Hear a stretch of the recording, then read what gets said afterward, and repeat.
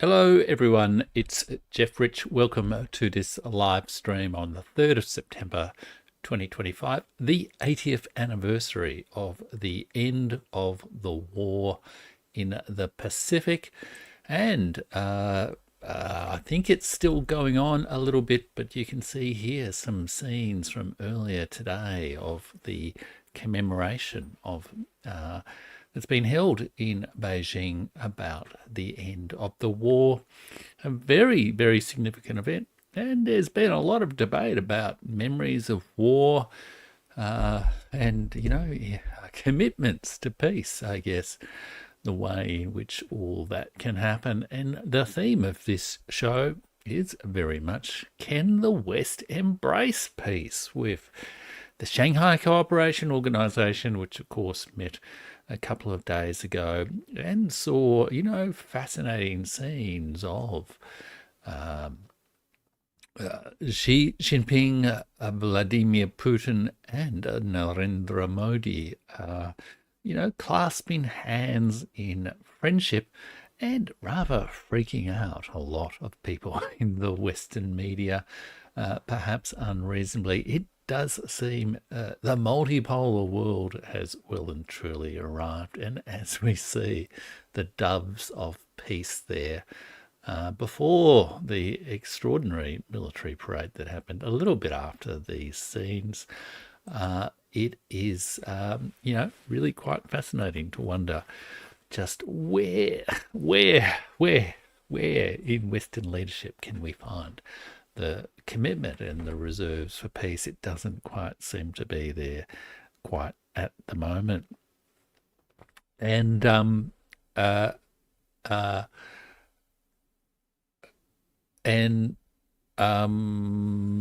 what else can I say? I'm just quickly checking that I am live. If anyone wants to just throw in a comment just to confirm all the sound and everything is working okay, that would be fantastic. And just operating my machinery here. So yeah, welcome everyone. My name's Jeff Rich, and this is the Burning Archive podcast, YouTube channel. You can check out my writing at jeffrich.substack.com, and do, as you're coming into the stream, do check out, give the stream a like, and show your thanks if you wish, because it does help me produce my content, and just the simple action of pressing that like button really does boost the presence of the show in the algorithm. And voices like mine, voices for peace with Russia, India, China, and the multipolar world, don't always get a fair shake of the stick on YouTube. Allegedly things happen with the algorithm, and it would be really fantastic to just have things boosted there. Yes, Kiang's just commenting that half of Xi's speech was talking about peace and wishing the Western world would listen. That is very much the case. And I do believe that I quoted in my sort of the notes for the stream today, I quoted Narendra Modi speaking in particular in relationship to the conflict in Ukraine. A way must be found to end this conflict and establish lasting peace that deals with the root causes of the conflict. And this is the aspiration of the entire of humanity, and that's Narendra Modi at the SCO summit. I've got two very special guests joining me today for interviews. I'm going to be speaking to Tony Kevin, a former Australian diplomat, author of this book here, Tony Kevin's Return to Moscow, which accounts and talks about his experience, sort of making sense of trying to understand Russia's culture, political culture, its people, and its diplomats. He was a former Australian ambassador to Poland, our I think also in the embassy there in Russia. And he'll be talking to me about a wide range of issues, including just why is it there's so much Russophobia in Australia and across the West. And also, I will be speaking with Jamal Thomas of the Jamal Thomas Morning Show. Really looking forward to that. And he of course has hosted me a couple of times on his morning show, which of course is in the evening in Australian time. I really love my conversations with Jamal. They're always conversations. He's always got some fascinating and interesting things to ask me, and his own comments are always intriguing. And I will be exploring them a little bit more in the interview with him later in the program. He's coming on at about 2 p.m. Australian time, a little over 1 hour. Now, also, just pointing out a couple of things. I released yesterday afternoon my assessment of the Shanghai Cooperation Tianjin Declaration and Summit, and went through in some detail the actual outcomes of the meeting. It's got quite a good reception, that video, and you should also, I do recommend you check that out. There's a lot of detail in there that is not really covered in most of the other coverage, and I guess I've also offered a few of my interpretations of what's going on there. It'll be interesting to hear both Tony, Kevin and Jamal's assessment of, this significant time where, multilateral organizations seem to be, developing, if outside of the United Nations, but perhaps returning some of the traditions of diplomacy that the Western world has neglected, at least in recent times. And also, later today, I'm going to be putting out a video on a really great book to read about the World War II. I'll just grab it here. It's this book here by Richard Overy, Blood and Ruins, The Great Imperial War. There's just been some commentary in the Australian press in the last couple of days about, there's been a small controversy over the attendance of Bob Carr and who was a former Australian foreign minister, and some other former Australian politicians and officials who are attending the ceremony in Beijing that was held, or has been held this morning. And some of that commentary seems to have displayed the most astonishing, propaganda, war objectives towards the commemoration of, the World War II, attributing propaganda intent to the way in which China is commemorating, the extraordinary, long, painful and difficult 14 years of their experience in fighting Japan between 1931 and 1945. Also in the context of, I guess you could almost call it an internal civil war, multiple nationalist, communist and collaborationist forces within China. Of course, I've covered on the program my assessment on my Substack at jeffrich.substack, my reading of Rana Mitter's excellent book on China's war, Second World War, and Richard Overy's Great Imperial War actually takes on board a lot of Rana Mitter's commemoration or history of World War II.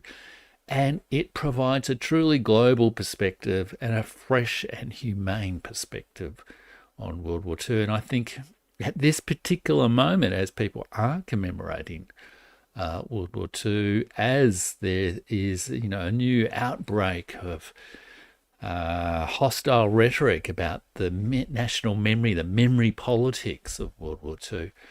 I think it is good to have a recommended, one recommended book to try to get a broader perspective on it. And I do think Richard Overy's Blood and Ruins, if you have to just choose one book, is one of the best. One of the key things he does do is he calls World War II the Great Imperial War, 1931 to 1945. He doesn't call it the Second World War, doesn't call it the Japanese war against, or the Chinese war of resistance against Japanese aggression. He doesn't call it the global anti-fascist war. He calls it the Great Imperial War, 1931 to 1945, and I explain why in my video. So they're the kind of things I'm going to be covering today, and I also would like to just add thanks to everyone for all your support in recent times, and I can see here Kiang saying, I really wish Australia would change with the times. Russophobic, xenophobic, Indigenous discrimination. Who do we want to be in this world? Yeah, I really believe Australia could be incredibly well placed to just pursue a open-hearted, multi-aligned policy in the world. A realistic but open-hearted, multi-aligned policy in the world. And there we go. Don't think we're quite getting there. Okay, so any moment now I will be joined by Tony Kevin, but let me also just emphasize a couple of key questions that I think we'll be talking about with each of the guests on the program today.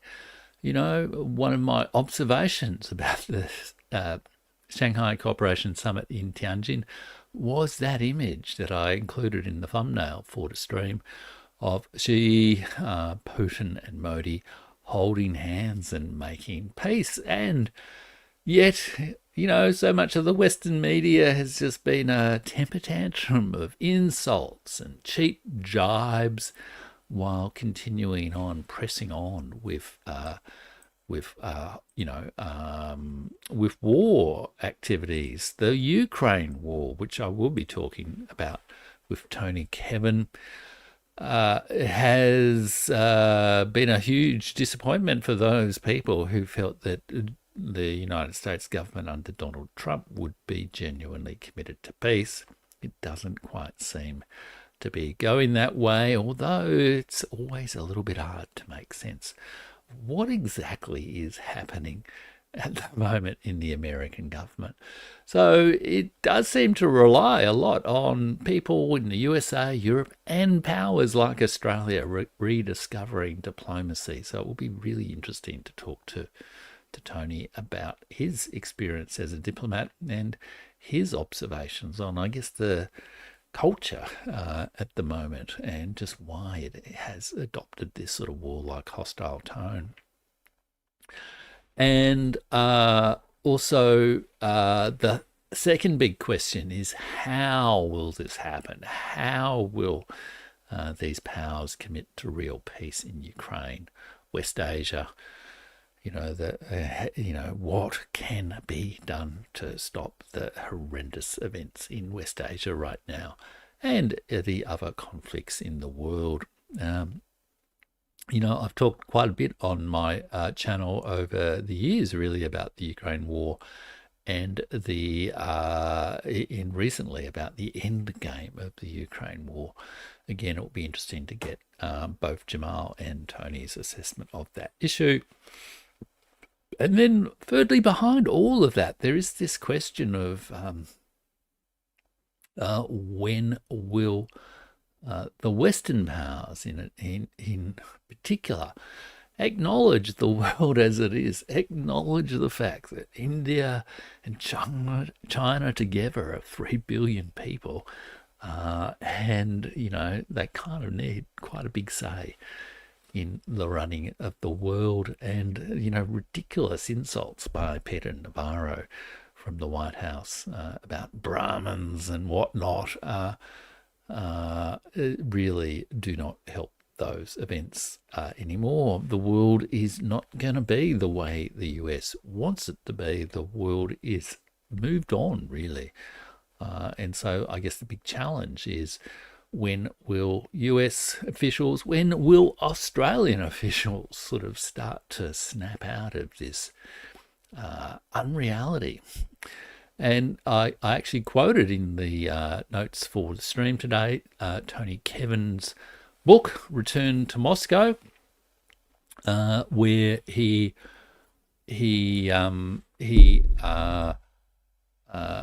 says that the Western alliance is now trapped inside its own falsely created alternative reality of Putin's Russia. Now, this book was published in 2017. There's a note towards the end noting Donald Trump's election. So, yeah, I guess it was largely written in 2016.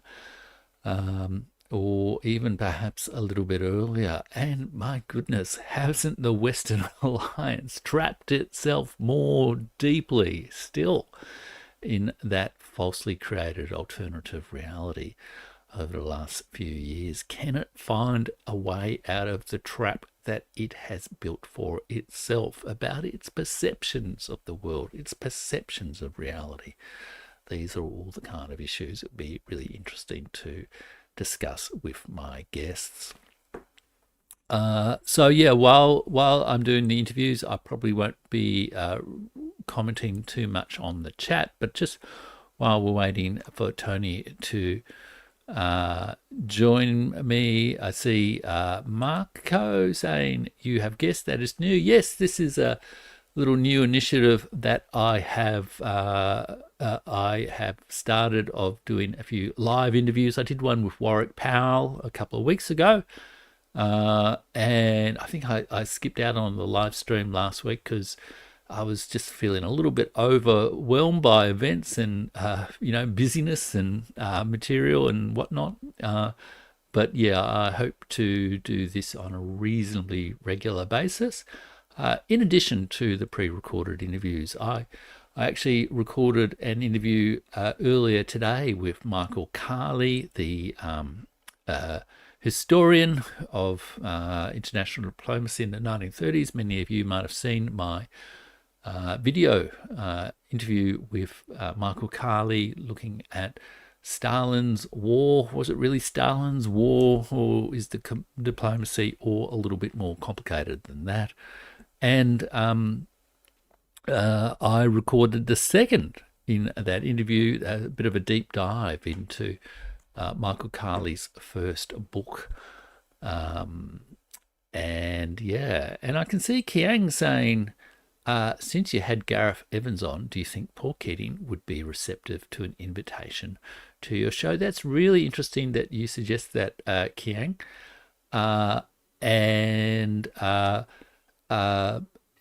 I have thought about that, and I may well give it a crack. I'm not entirely sure what the state of Paul Keating's health is at the moment, but why not?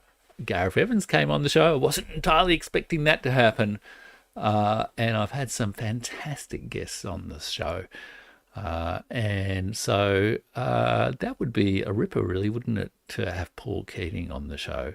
So thanks for that suggestion, Kiang. I will give it a go.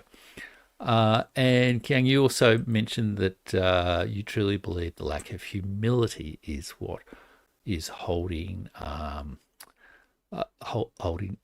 West back, I guess.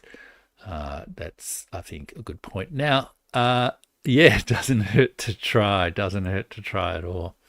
Marco W says, if you want to know about Stalin, ask for Professor Grover Furr. Now, we actually talked a little bit more about Michael Carley and I spoke a little bit more about Stalin. No, not Stalin.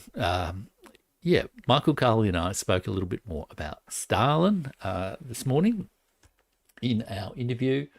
And let me just double check something.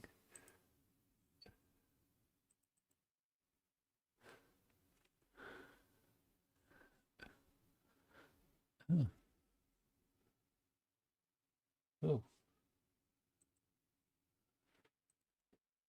Just give me 1 second. everyone. I just want to double check that Tony Kevin's got the right link.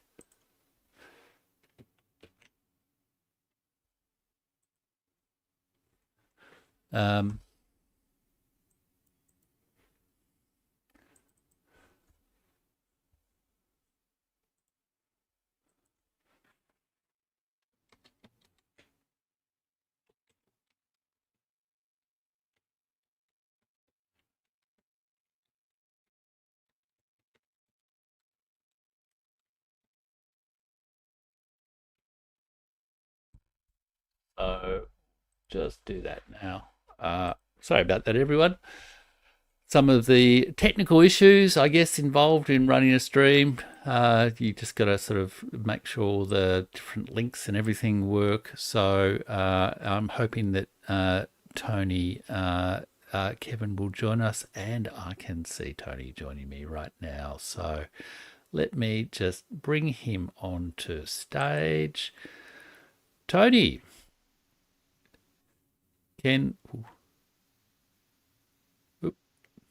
hello, Tony? Can you hear me, Tony? Can you hear me now, Jeff? I can hear you now, Tony. Fantastic. I will just... that little switch. Whoop. Yep, well, there we go. Fantastic. That's great. Fantastic. Got a nice little frame there. Thank you so much for joining me, Tony. It's terrific. This is your first time using StreamYard Live. Yes. Now, Tony, I was just in the sort of, pitter-patter before you came on. I was just mentioning your book, Return to Moscow, and your career as a former career as a diplomat in Australia. From memory, you were ambassador to Poland, but there were a few other countries involved as well in your diplomatic career. Yes, I was ambassador to Poland and then ambassador to Cambodia. Yeah, they were my two ambassador level posts. Yeah. Yep. And was the Cambodia post like that? When was that? In the 90s? Was that post the big Cambodian peace process? Yes, it was immediately after the Cambodian peace. Yeah. I came in a period which was supposed to be very calm, but in fact turned out to be quite unsettled politically and militarily. There was a little war between Prince Ranariddh and Hun Sen, which resulted in Hun Sen's victory and Prince Ranariddh's departure. Yeah. And there was also a kidnapping of hostages in which I was very much involved. And there were paedophilia issues hanging around from past history as well. So it was a fairly interesting. Yeah. Tony, can you just move a little bit, I think, to your left, so you're a little bit more central camera? Yeah, awesome, fantastic. That's fantastic, Tony. Fantastic, Tony. And look, there's many things that we can talk about. The sort of general world situation. Particularly, I'm keen to talk to you about the sort of Russia-Ukraine situation. But Australia's been doing the Australian thing in recent times, expelling the Iranian ambassador for some reason, and being very, very late in the game in terms of recognising Palestine and strengthening its response to the events in Gaza. So we might get to that a little bit later on, but one of the absolute joys of reading your book, Return to Moscow, which I add anyone can get from public library or from the publisher as well, is just your engagement with I guess Russian culture, Russian society, trying to actually understand Russia as such, rather than just demonize it. And I actually had a little quote in the notes on the stream to the show, which I was reading out before, that you said and I guess you would have written this in 2016, that the Western alliance is now trapped inside its own falsely created alternative reality of Putin's Russia. Yeah. And I guess this just raises this whole question of Russophobia is a term people use, just the, very anxious, hostile attitudes towards Russia that, sometimes you also see, I guess, seen in relationship to Iran or seen in relationship to China as well. But Russia's been a particular target of it in recent years. What's been your experience of this sort of Russophobia within Western culture? I feel that in Australia it's steadily got worse over the year since the Ukraine war began. In some say in 2014, others say 2022. There are different narratives on that, but it's been on a downward trend in Australia, and I think there are various factors streaming into that. I might just quickly list them. One is the attitudes among Australian Jewish communities. Many of them have a family history of forced emigration from Russia following the various pogroms under the imperial rule of the Tsars. And then also in Soviet times, there are various emigrations of Soviet Jews, a lot left in the time of Gorbachev. And there's a bit of a backwash of Russophobia, which is very prevalent among many Australian Jews, some of whom are not even Zionist. They're simply Russophobic, full stop. And secondly, of course, there's a whole Ukrainian diaspora. A lot of people came to Australia after World War II from what had been the Ukrainian Soviet Socialist Republic, with a massive anger and grievance against Russia and against communism, which simply carried on in the years after the breakup of Soviet Union, and now, of course, is still there, very much so, with the Ukraine-Russia war. That's a huge influence in Australia. Thirdly, there's the anti-Catholic, there's the Catholic anti-Russian attitudes which were bred into us at primary school. We've all, learnt about godless communism and so on, and priests and nuns being massacred in Spain and all those stories. Yep. And I think that's still very strong, particularly among older people with a Catholic background. So and then finally, I guess, Tony, I guess the Australian's international reporter, it seems, since 200 BC has been Greg Sheridan. yes.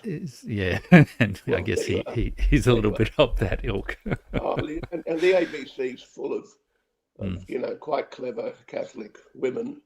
I'm thinking of Geraldine Doog, for example, and there are many like her, who carry that Russophobia in their bloodstream. Really, they can't do anything about it.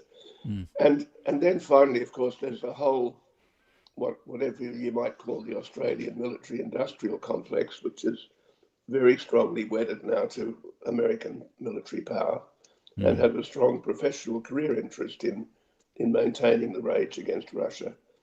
So you put all that together, and you've got a pretty powerful coalition of forces. And I have found pushing a snowball uphill, trying to defy that. I rather envy my colleagues in the independent thinking movement overseas, because I think they have the advantage of numbers. I sometimes feel rather alone here in Australia. And I'm disappointed that a magazine of the tremendous quality of, for example, Pearls and Irritations, does seem to have been affected by the Russophobic climate, I'm sorry to say. Yeah, and, indeed. It's a shadow on the magnificent reputation of John Menadue and his team. And I'm not sure I'll ever be able to persuade them to think differently about that, but I won't give up. Yes, indeed. I do remember when I wrote my first piece after, sort of being retired early from the public service and starting this late life career as a writer and YouTube commentator.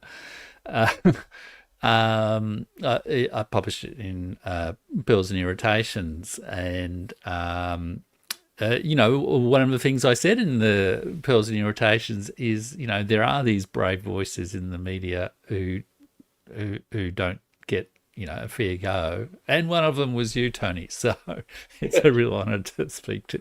Well, the important thing is not to succumb to self-pity, but Yeah, to just keep plugging away and yeah, take my victories when I get them. They're pretty rare yeah, these days, and yeah, just enjoy the intellectual excitement of keeping up with what's happening. Because, I mean, we're at a hinge point in history at the moment.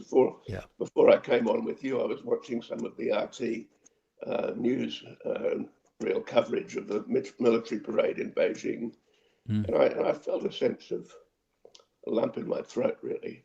I mean, here is this magnificent array of commemoration of a terrible war for China, 30 million dead in the war. Russia lost 26 million.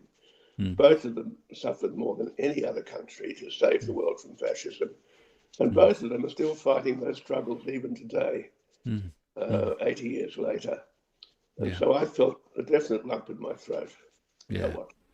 Yeah, absolutely. Very, I mean, you know, yeah, absolutely profound events. And, you know, a sad lack of, I guess, dignity about at least some in the Western media in terms of how they actually comment on Well, and astonishing ignorance at times about how they comment on these things. Speaking of lack of dignity, Jeff, I was delighted to read the latest tweet from President Trump Oh dear. to Chairman Xi. Oh yeah. I don't know if I can find it in a hurry, but it was a typical Trump performance, and remarkable, actually, remarkable. I'll just see if I can find it because it really is priceless. Yeah. Yeah, absolutely. Here we go. Oh, here we go. Yes, let's have a little read. Just a moment.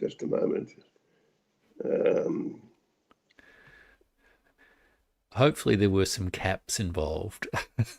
There definitely It's not a Trump tweet. Yeah, here we go. Here we go. Oh yes. Okay, you want to read it to us? Yep. I can't help smiling. It's disrespect. Yeah. No, it's got. I've just got you on solo layout while you read it, Tony. Yep. The big question to be answered is whether or not President Xi of China will mention the massive amount of support and, quote, blood, unquote, that the United States of America gave to China in order to help it to secure its capital's freedom, end capitals, from a very unfriendly foreign invader. Many Americans died in China's quest for victory and glory. I hope that they are rightfully honored and remembered for their bravery and sacrifice. May President Xi and the wonderful people of China have a great and lasting day of celebration. Please give my warmest regards to Vladimir Putin and Kim Jong-un as you conspire against the United States of America. President Donald J. Trump. Wow, there you go. Who would have thought that a couple of weeks ago, you know, they were meeting, sitting in a car together in Alaska, and who I wish, wouldn't it be, I hope someone recorded that conversation for the benefit of a historian 100 years from now. Hopefully it was a fairly one-sided conversation. Well, the amazing thing is that Putin continues to be, and also his key lieutenants, continue to be very warm and respectful in their messages about Trump. They seem to have accepted philosophically that he's a very mercurial character, and you know, this week's friend is next week's enemy, and he's a bit like your angry old uncle who, you know, who gets emotional at Christmas parties and can't be relied upon to sort of hold his tongue. He just says what comes out. Yeah. Obviously, he was angry and jealous of the parade, so he couldn't help throwing in that word conspire. It probably started off as intended to be a friendly message, and it sort of finished up with that sting in the tail. beyond the eccentricities of President Donald Trump, I'm wondering what is your broad assessment of where the peace negotiations for Ukraine are at the moment? I hate to say it, but I think it's going to take significantly more Ukrainian casualties and a certain amount more loss of Ukrainian land before things will gel properly into a peace process in Kiev. I say that because there are such powerful forces allied behind Zelensky at the moment, not to help him to win the war, he's lost the war completely, but to help him to sort of cling to power for a few weeks more. I'm talking about the coalition of the NATO countries who are fanatical in their determination not to see the truth about what's happening in Ukraine. Also, the powerful coalition of Ukraine-Nazis and implicated top security forces who know they have no future if the war's lost, and so want to keep it going.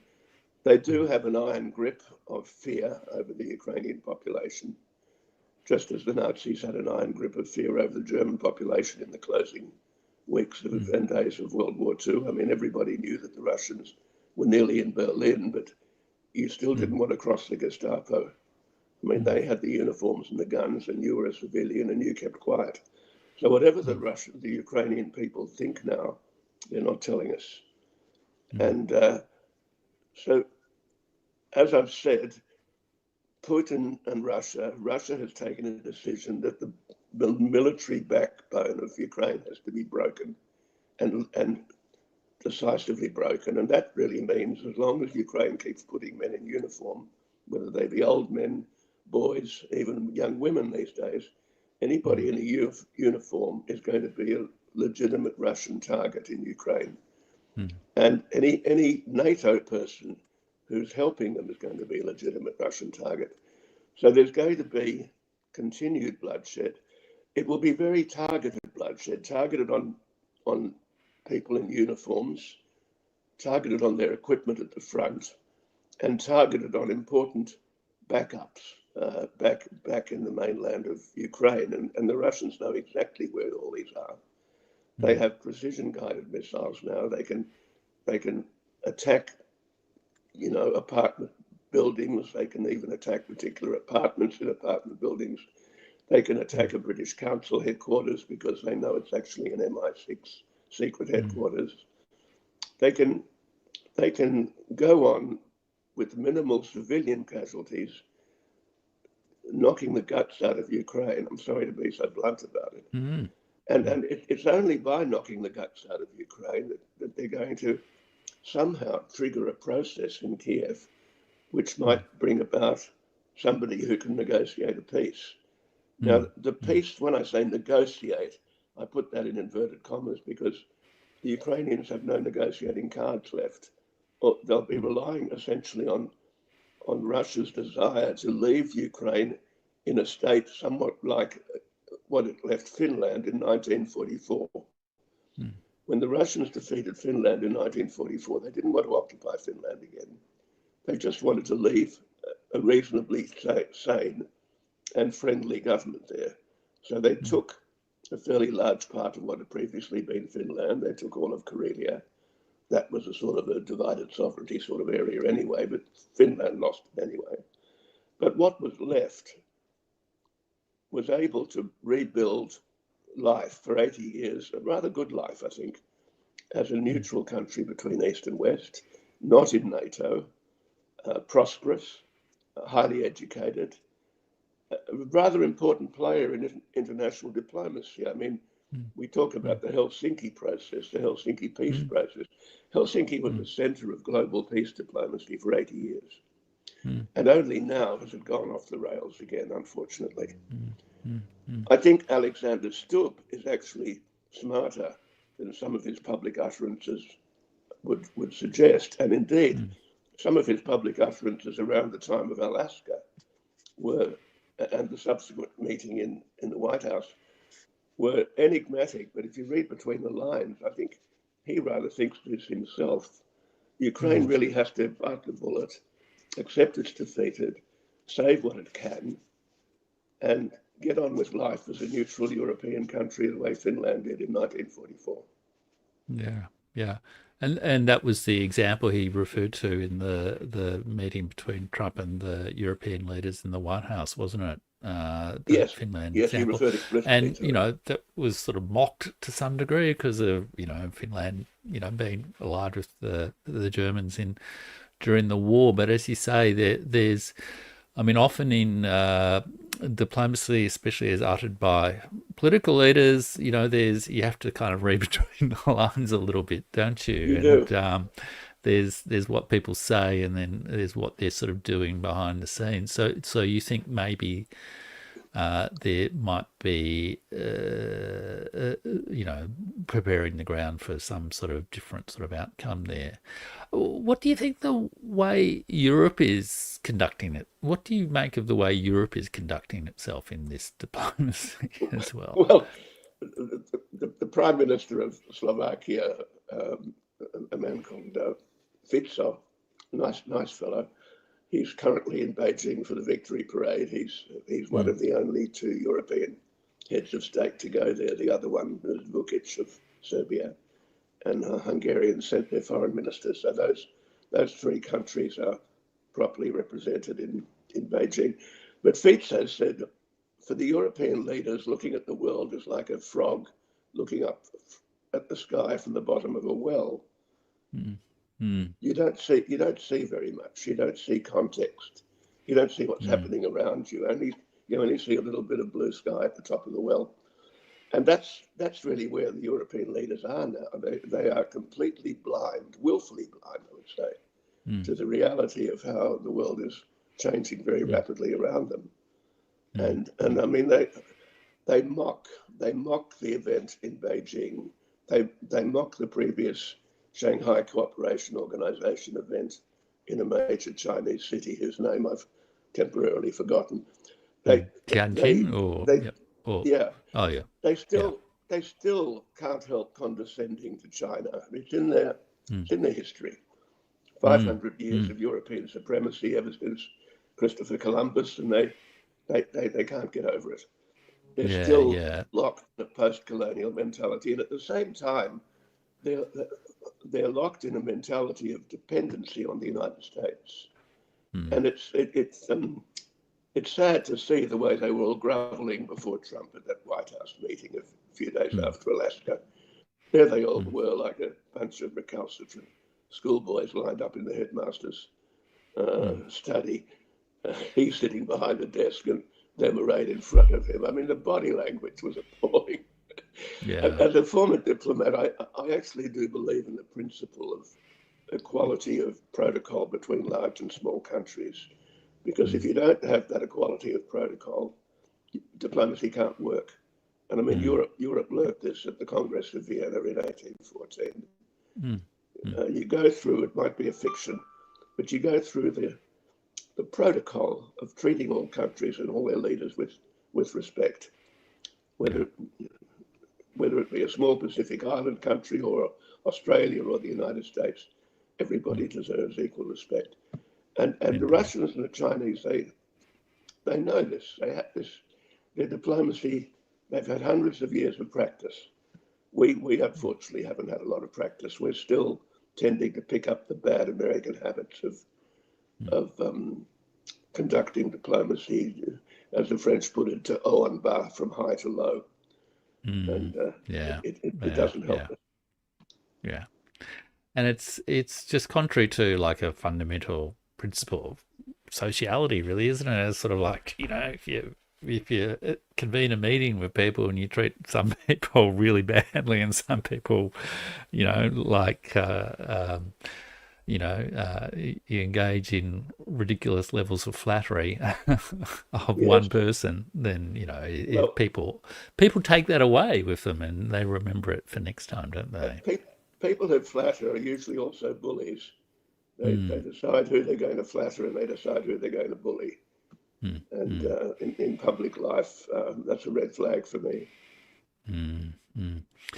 One of the questions I was keen to ask you, because yeah, I mean, you did mention you were in ambassador in Cambodia. I hadn't quite put this together until we started the interview. But I would imagine that there's a very difficult sort of social political reconciliation process that is about to that will need to be undertaken in Ukraine to get a kind of a functioning political system again, but also just to repair the enmity and the hate and the resentment and the suffering of however you date it, 2014 or 2022 years of war. And it's going to be like a post-conflict society. And I guess you were a diplomat there in Cambodia through well, probably even worse, post-conflict situation. I mean, it was the Khmer Rouge was a pretty ruthless regime. I think ruthless as the Kiev regime is at the moment. I think the Khmer Rouge sort of was a little bit higher up in the grade, I guess.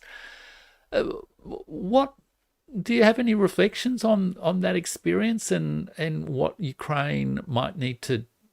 I mean, beyond people just saying standing with Ukraine and sending them weapons, I think the really humane thing to do at the moment is to kind of work out how they can reconcile as a society. Yes. No, actually, it's a good thought, and I hadn't really approached it in the way you just have with that question. It's a very good question. Yeah.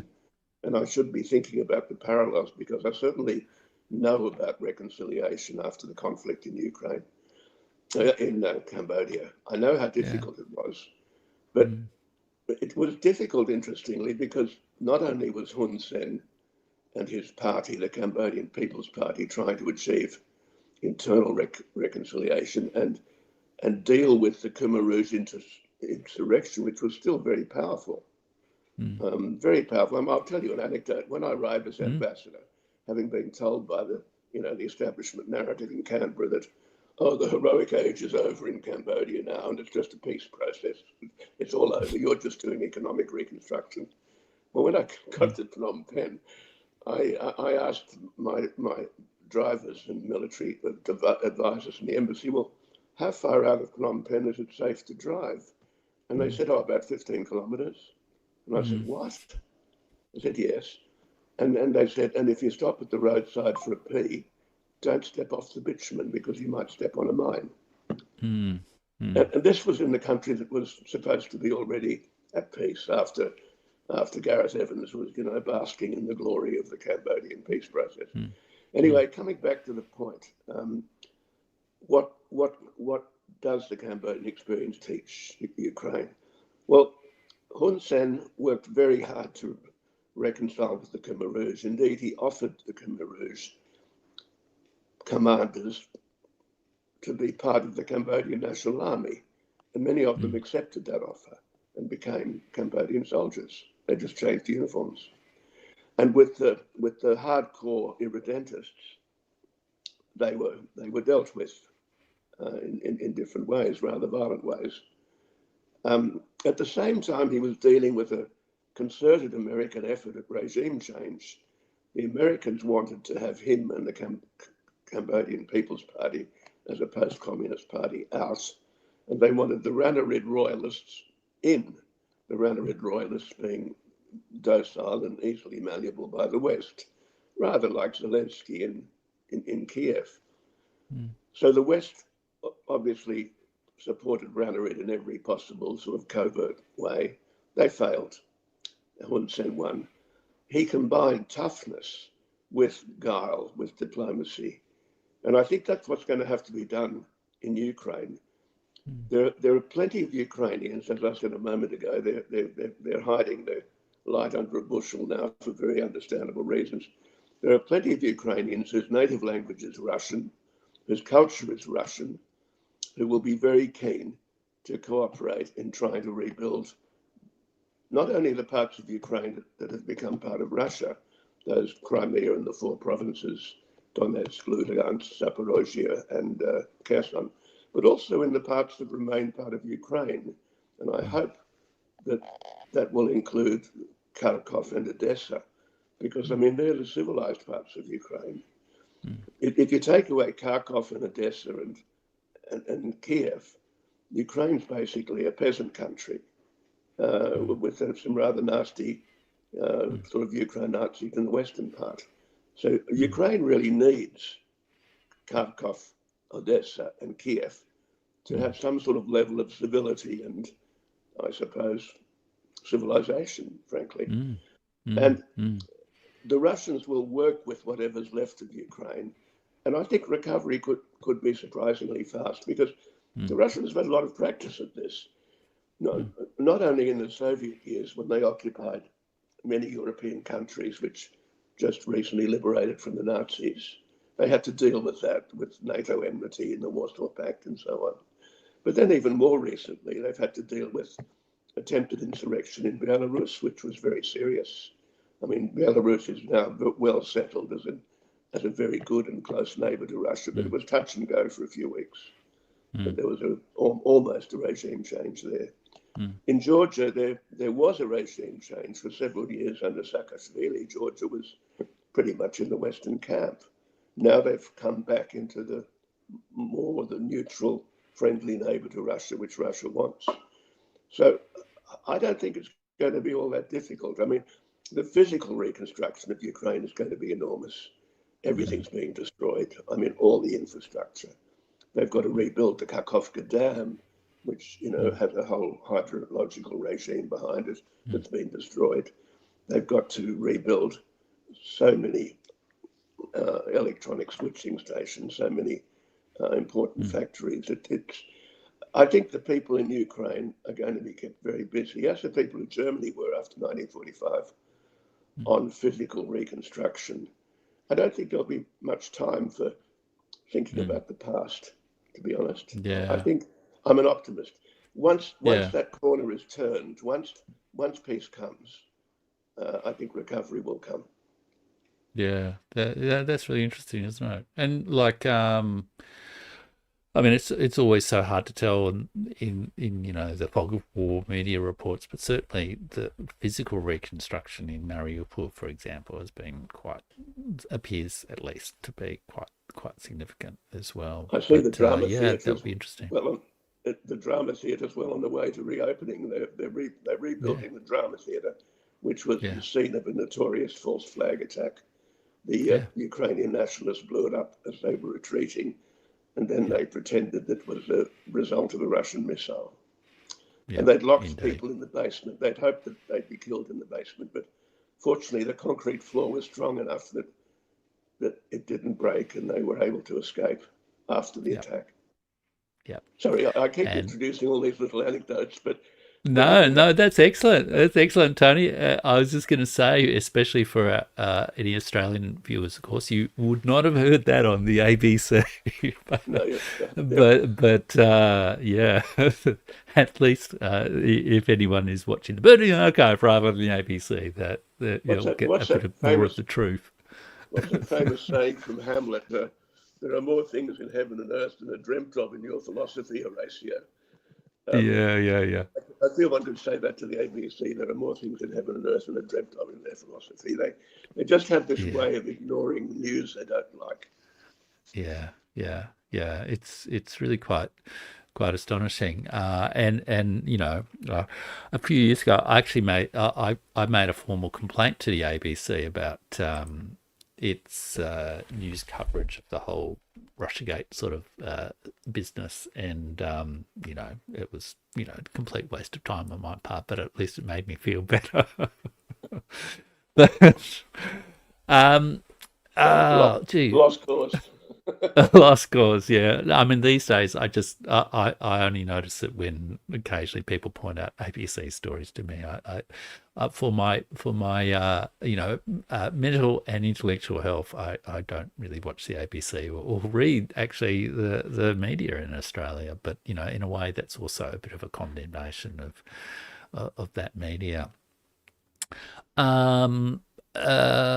I was going to ask you something about that, and it's just slipped my mind for a second. But I guess we wanted also to talk a little bit about the situation with Iran and Israel and Gaza, etc. And I guess the reference to what the Khmer Rouge did in Cambodia is, or I think it was then known as Kampuchea, is a reminder of the sort of genocide, mass killings, war crimes or state organized violence that can happen from time to time, and is certainly happening at the moment in Gaza.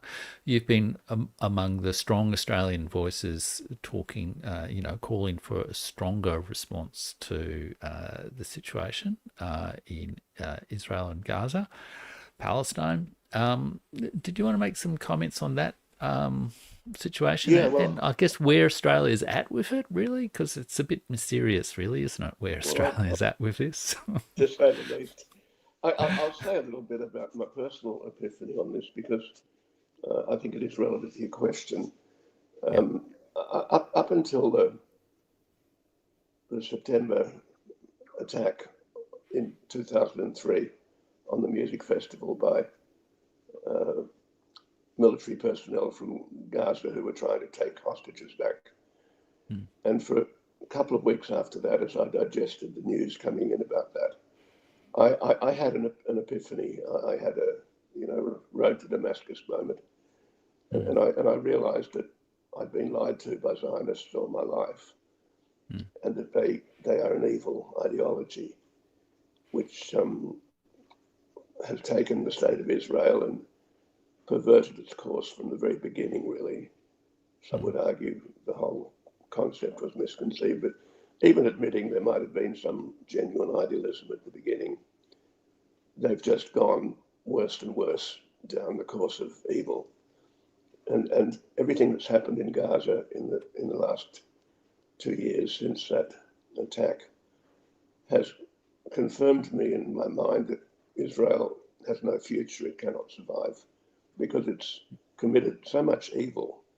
The state of Israel, the ideology that supports that state, can't be accepted in a civilized world. I know this is very strong language, but I stand by it. And as a result of that epiphany, and as a result of being able finally to rise above my half-Jewish background, which inclined me to run away from the subject. I was one of those people of partly Jewish descent who feel uncomfortable when this is talked about and basically avoid the subject, which is what I spent a lot of my life doing. But then I realized that, when you walk past evil, you become part of evil. And so this is why the last 2 years have been very, very different for me. Now, because just to say, as I say in my book, Return to Moscow, and I've made no secret of it, my ancestry, my philosophical and ethnic ancestry, if you can call it ethnic, I don't call it ethnic, is half Viennese Jewish and half Irish Catholic. And so I've lived with those tensions in my character, and I've learned to deal with them. Anyway, coming back to the impact on Australia, the impact has been huge, because we have always regarded Jews who've been part of Australian history ever since the first fleet. There were Jews as convicts on the first ships, as kind of honorary Anglo-Australians, shall we put it that way, honorary Anglo-Irish Australians. We've never really thought of Australia's Jews as migrants. I mean, people like Sir John Monash, the illustrious general, wonderful general, Isaac Isaacs, Zelman Cohen, the Governor General. These men were not Zionists. They were proud Jews, but they were not Zionists. And the way Zionism has taken over parts of the Australian Jewish community in the last 20 years, particularly, is to me a grievous thing.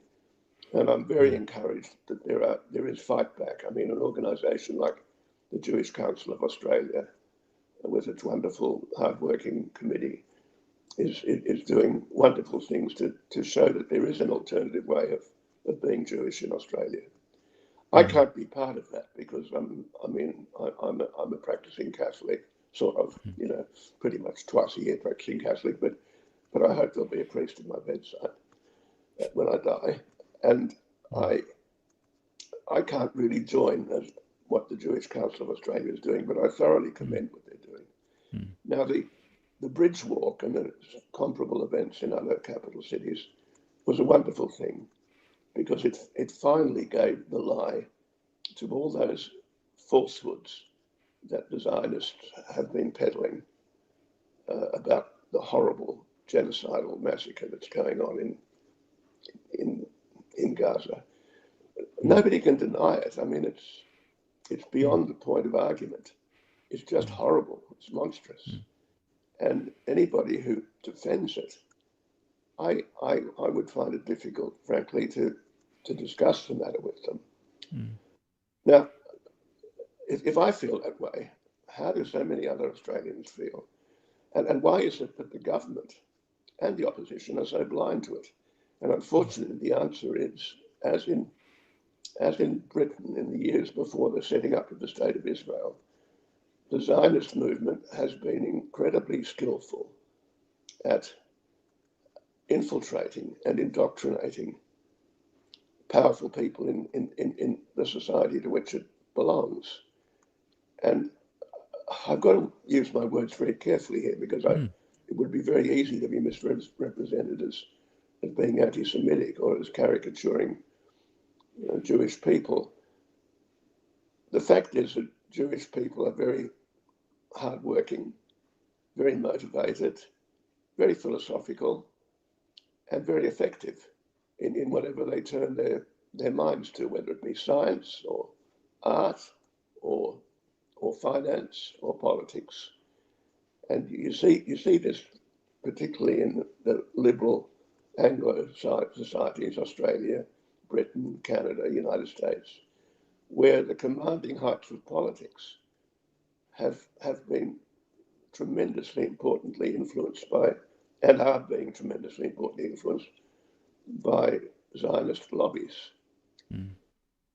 I don't know where this is going. I mean, we've got the beginnings of a Nazi movement here in Australia now. It's pretty horrible.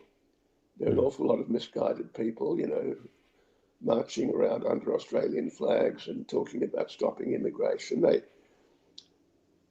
Australia is losing its way. And I think the Zionist lobbying bears a large part of the responsibility for this because they have destabilized our society in all sorts of ways. I think, the activities of a woman like Gillian Siegel and the activities of the Liebler brothers and Alex Rivchin, these people, they don't seem to understand that their primary loyalty is not to Australia, it's to Israel. And everything proceeds from that. And they confuse our political elites. They manufacture red herrings. Now let's get to Iran. No reasonable person could accept that Iran would have had a motive for blowing up a cafe and an Orthodox synagogue in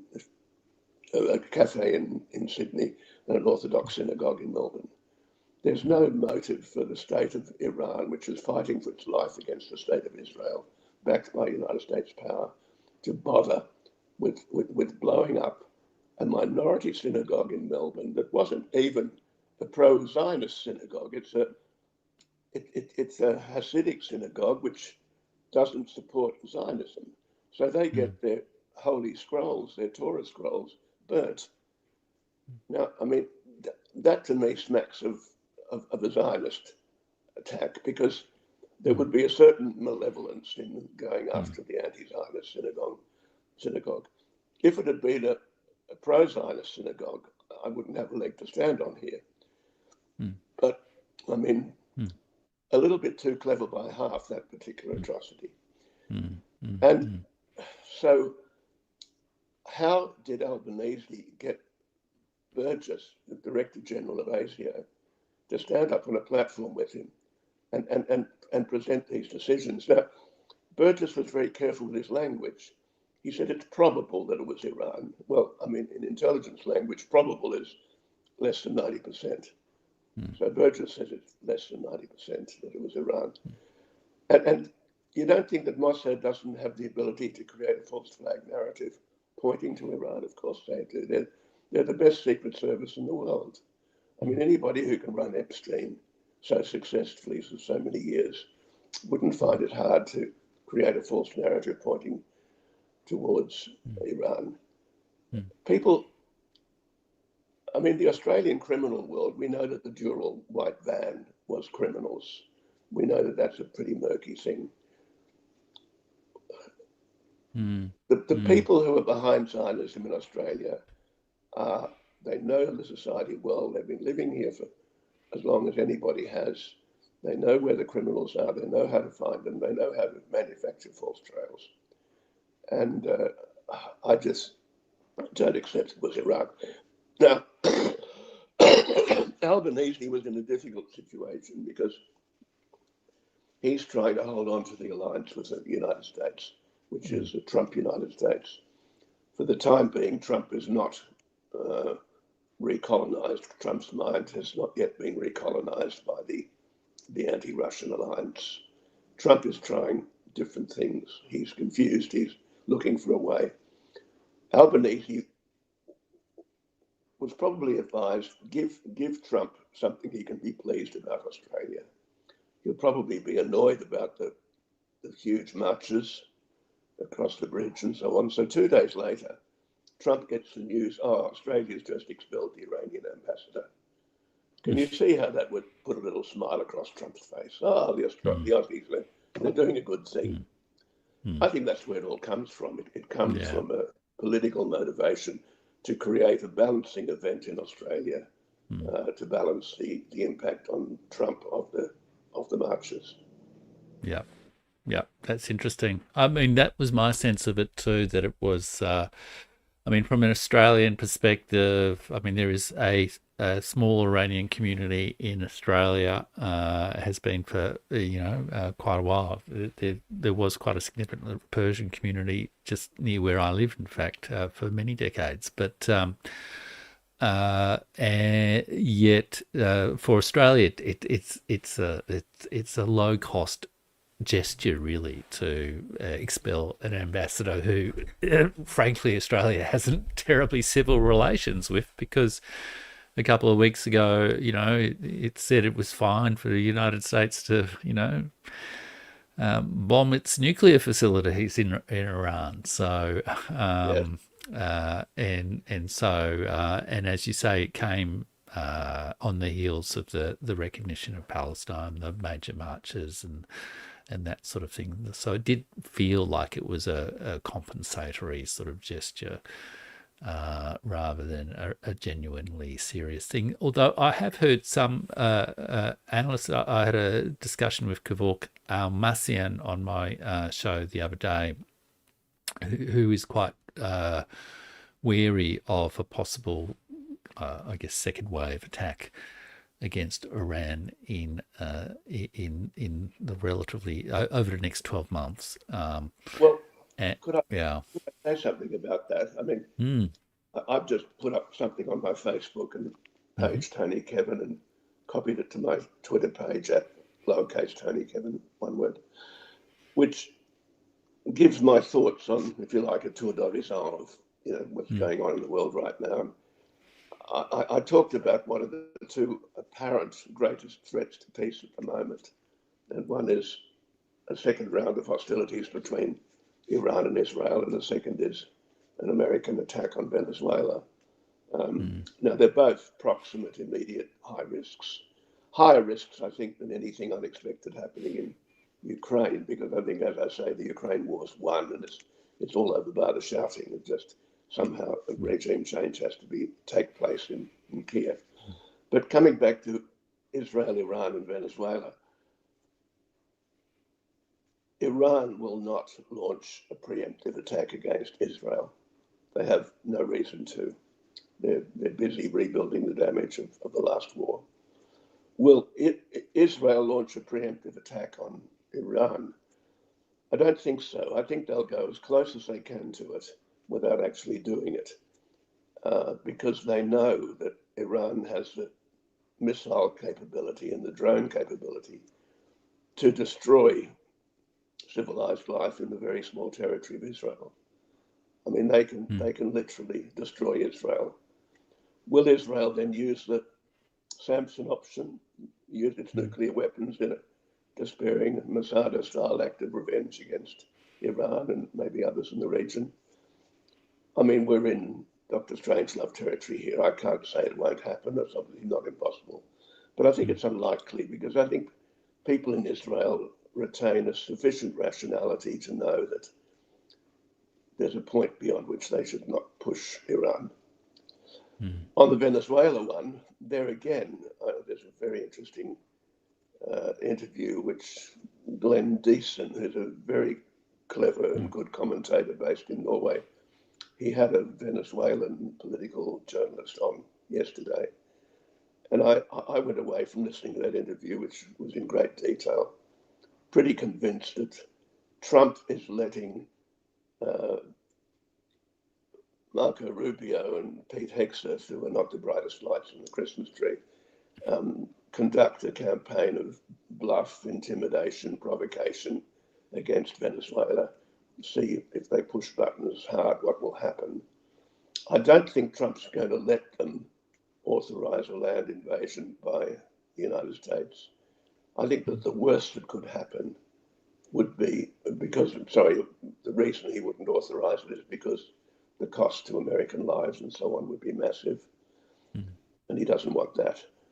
The worst that he might authorize would be some sort of a punitive, quote, decapitation strike, unquote, trying to take out maybe Chavez and elements of the Venezuelan leadership. I'm sure they're prepared for that, and they won't give him easy targets. So I have a feeling, once again, I may be too optimistic, but I have a feeling that the Venezuela crisis will die down. I think both crises are effectively distractions from what's happening in Beijing today, which is the really important world news. So I come away feeling, on the whole, still optimistic. Yeah. Tony, I'll include a link to that your piece in the video when I release this interview as a separate video tomorrow. I'm just wondering, maybe one last question before I let you go. You mentioned, the sense of how the world is changing that you got from watching the parade, the victory parade in Beijing today. And, a lot of people focused on those images of Modi and Xi and Putin together in Tianjin in the last couple of days as well. What gives you source for optimism in the current events? Well, without necessarily, sort of engaging in, wishful thinking. No, sure. I try to avoid wishful thinking. Yeah. When you put together the guest lists for the Shanghai Cooperation Organization meeting in Tianjin and the guest list for the military victory parade today in Beijing, you get some very interesting conclusions. And in the old dialectic of the maritime powers versus the Eurasian heartland, the Halford MacIver famous geopolitical model of the world. There's still some relevance in that, of course, and George Orwell drew on it in 1984. But when you look at the guest list of the two meetings combined, what you're seeing is the whole of Eurasia, a couple of 3 Europeans, and all of ASEAN except for Thailand and Brunei. That's remarkable. And you're seeing both South Korea and North Korea. You're seeing India and Pakistan. You're seeing all of the former Soviet republics across Central Asia. You're seeing, including Iran, Azerbaijan, Armenia, Turkmenistan, Kyrgyzstan, Uzbekistan, all of the stans, they're all there. Afghanistan. This is huge. This is huge.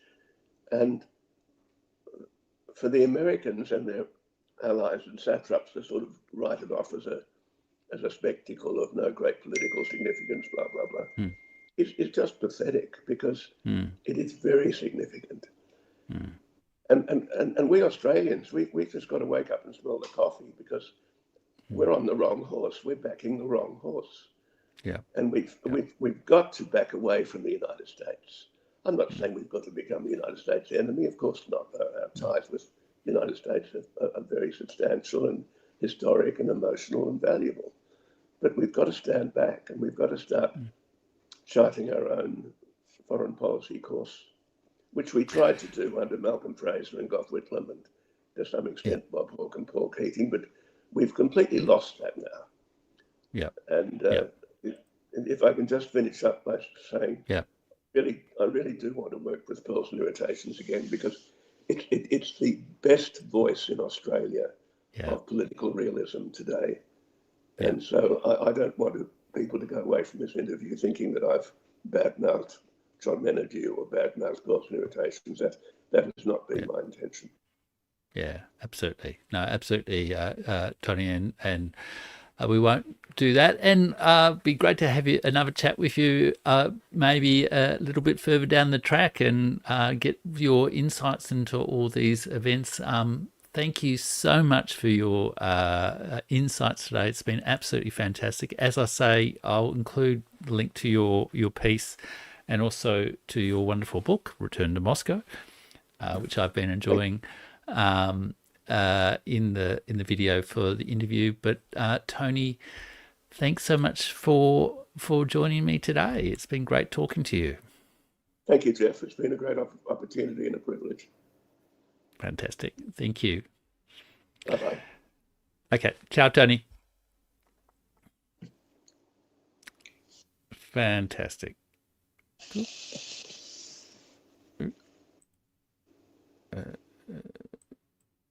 And I am going to go straight to my next guest, and that is the wonderful Jamal Thomas. Hello, Jamal. How's it going, my man? You doing okay? I'm doing really, really well. I've had a great discussion with Tony Kevin, who's the former ambassador, Australian ambassador.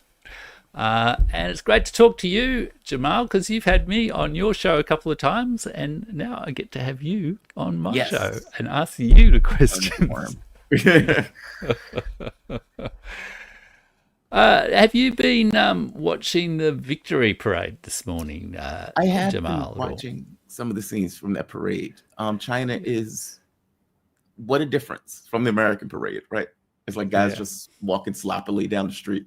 And here you have the women militia, you have the weapon systems. I mean, I think they even had a laser that was out there at one point, the airplanes and everything else. Yeah, they're showing off a lot of military hardware. It's wild. And, you know, Japan is like, why does China keep doing it? It's like, dude, you killed 20 million Chinese. Put that in context, right? You invaded all of these Asian countries. There are things that are sacred. And those things that are sacred on some level need to be, beat into the ground. So people understand this is the sacrifice that we gave, and have that bell reverberate, 50, 60, 70 years later? No, I understand exactly why they did that. That's, you want that sacrifice to mean something. And you don't want that sacrifice forgotten. And this parade is kind of that way of, showing strength, in a sense, to the world, or at the very least a portion of Chinese strength to the world. But also commemorating the victory that was made in that Second World War, especially from the Chinese side against the Japanese. So, yeah, exactly. And you've had some great discussions on your show with KJ No and Kajar. So I think about the memories of the war as well. Yes. I think I was saying earlier on before Tony came on, I'm putting out a video today about a good book to read about a genuinely global perspective on World War II. So it's fantastic. So I'll keen to chat to you about some of the big political issues of the day, Jamal, but also later on in the chat, I'm also keen to, because you've mentioned a couple of times in the interviews with me, the book Frank Herbert's Dune, and how that gives you a sort of I guess a set of stories, a mental framework to sort of understand the world. And I'm really keen to explore that because it's not a book I've ever read. Understand the world would be a bit strong, but Dune, when you get into Herbert is fascinating because Herbert mixes this kind of spirituality with heavy-handed political philosophy. Like when you see it on the movie screen, you don't see what's in their minds. And then the book, with the way they're thinking about this stuff is just fascinating. So I'm a sucker for Frank Herbert. We'll get into that a little bit later. But the first thing I wanted to ask you, which obviously you've been professional enough not to sort of go on about while interviewing me on your show, is what's your story about it? How exactly you came to do the Jamal Thomas show? I mean, my story is I sort of got sort of shoved out of the public service and had to do something with my life. But what's your story about how you got onto the Jamal Thomas show in this weird world of commenting on YouTube? Yeah.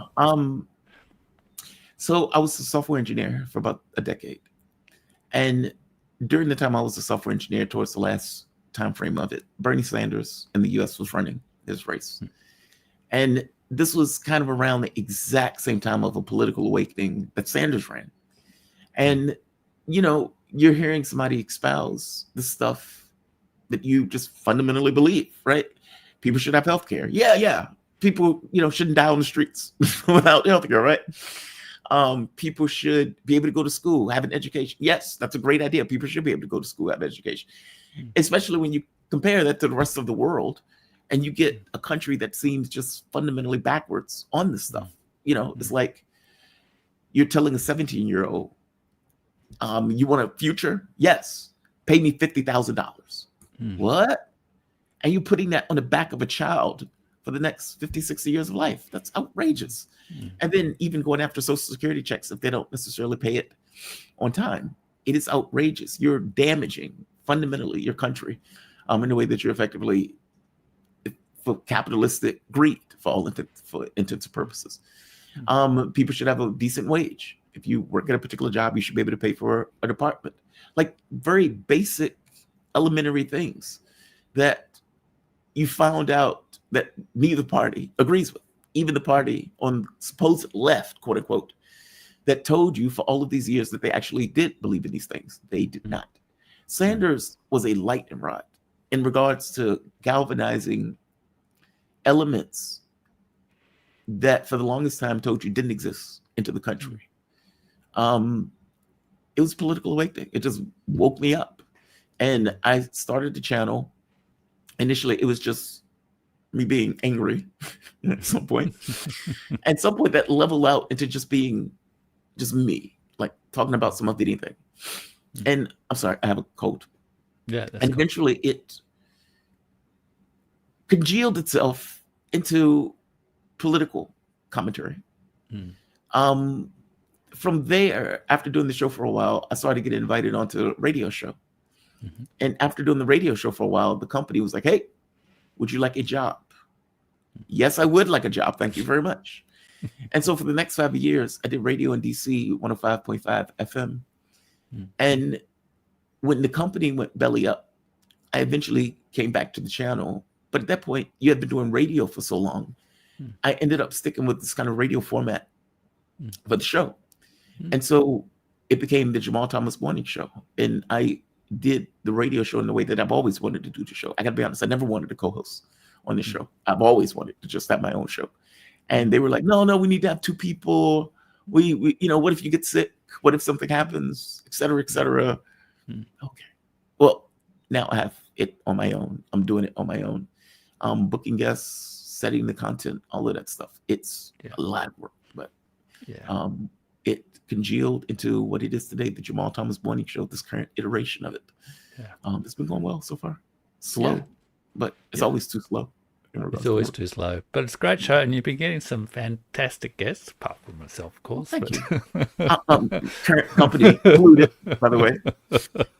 So, yes. Yeah, that's fantastic. So can I ask you about the Bernie Sanders thing and that because I mean, I guess there's been this, he sort of got nominated and then got sort of shafted, and I guess to some degree it was also the sort of the second coming of the Obama optimism. Maybe was that part of the thing with Bernie Sanders, or was it a whole different it's thing? Slightly different, because the Obama optimism came in several different flavors. In one sense, it was, here's this black man that's a legitimate candidate, meaning one of the issues in American politics is this test of legitimacy. If you are African American, under normal circumstances, you almost reflexively vote Democrat. You vote Democrat because there's this thing in American politics of race, of keeping the monsters at bay. And what that means is the belief in the African American community that the monsters are in the other party, the Republican Party.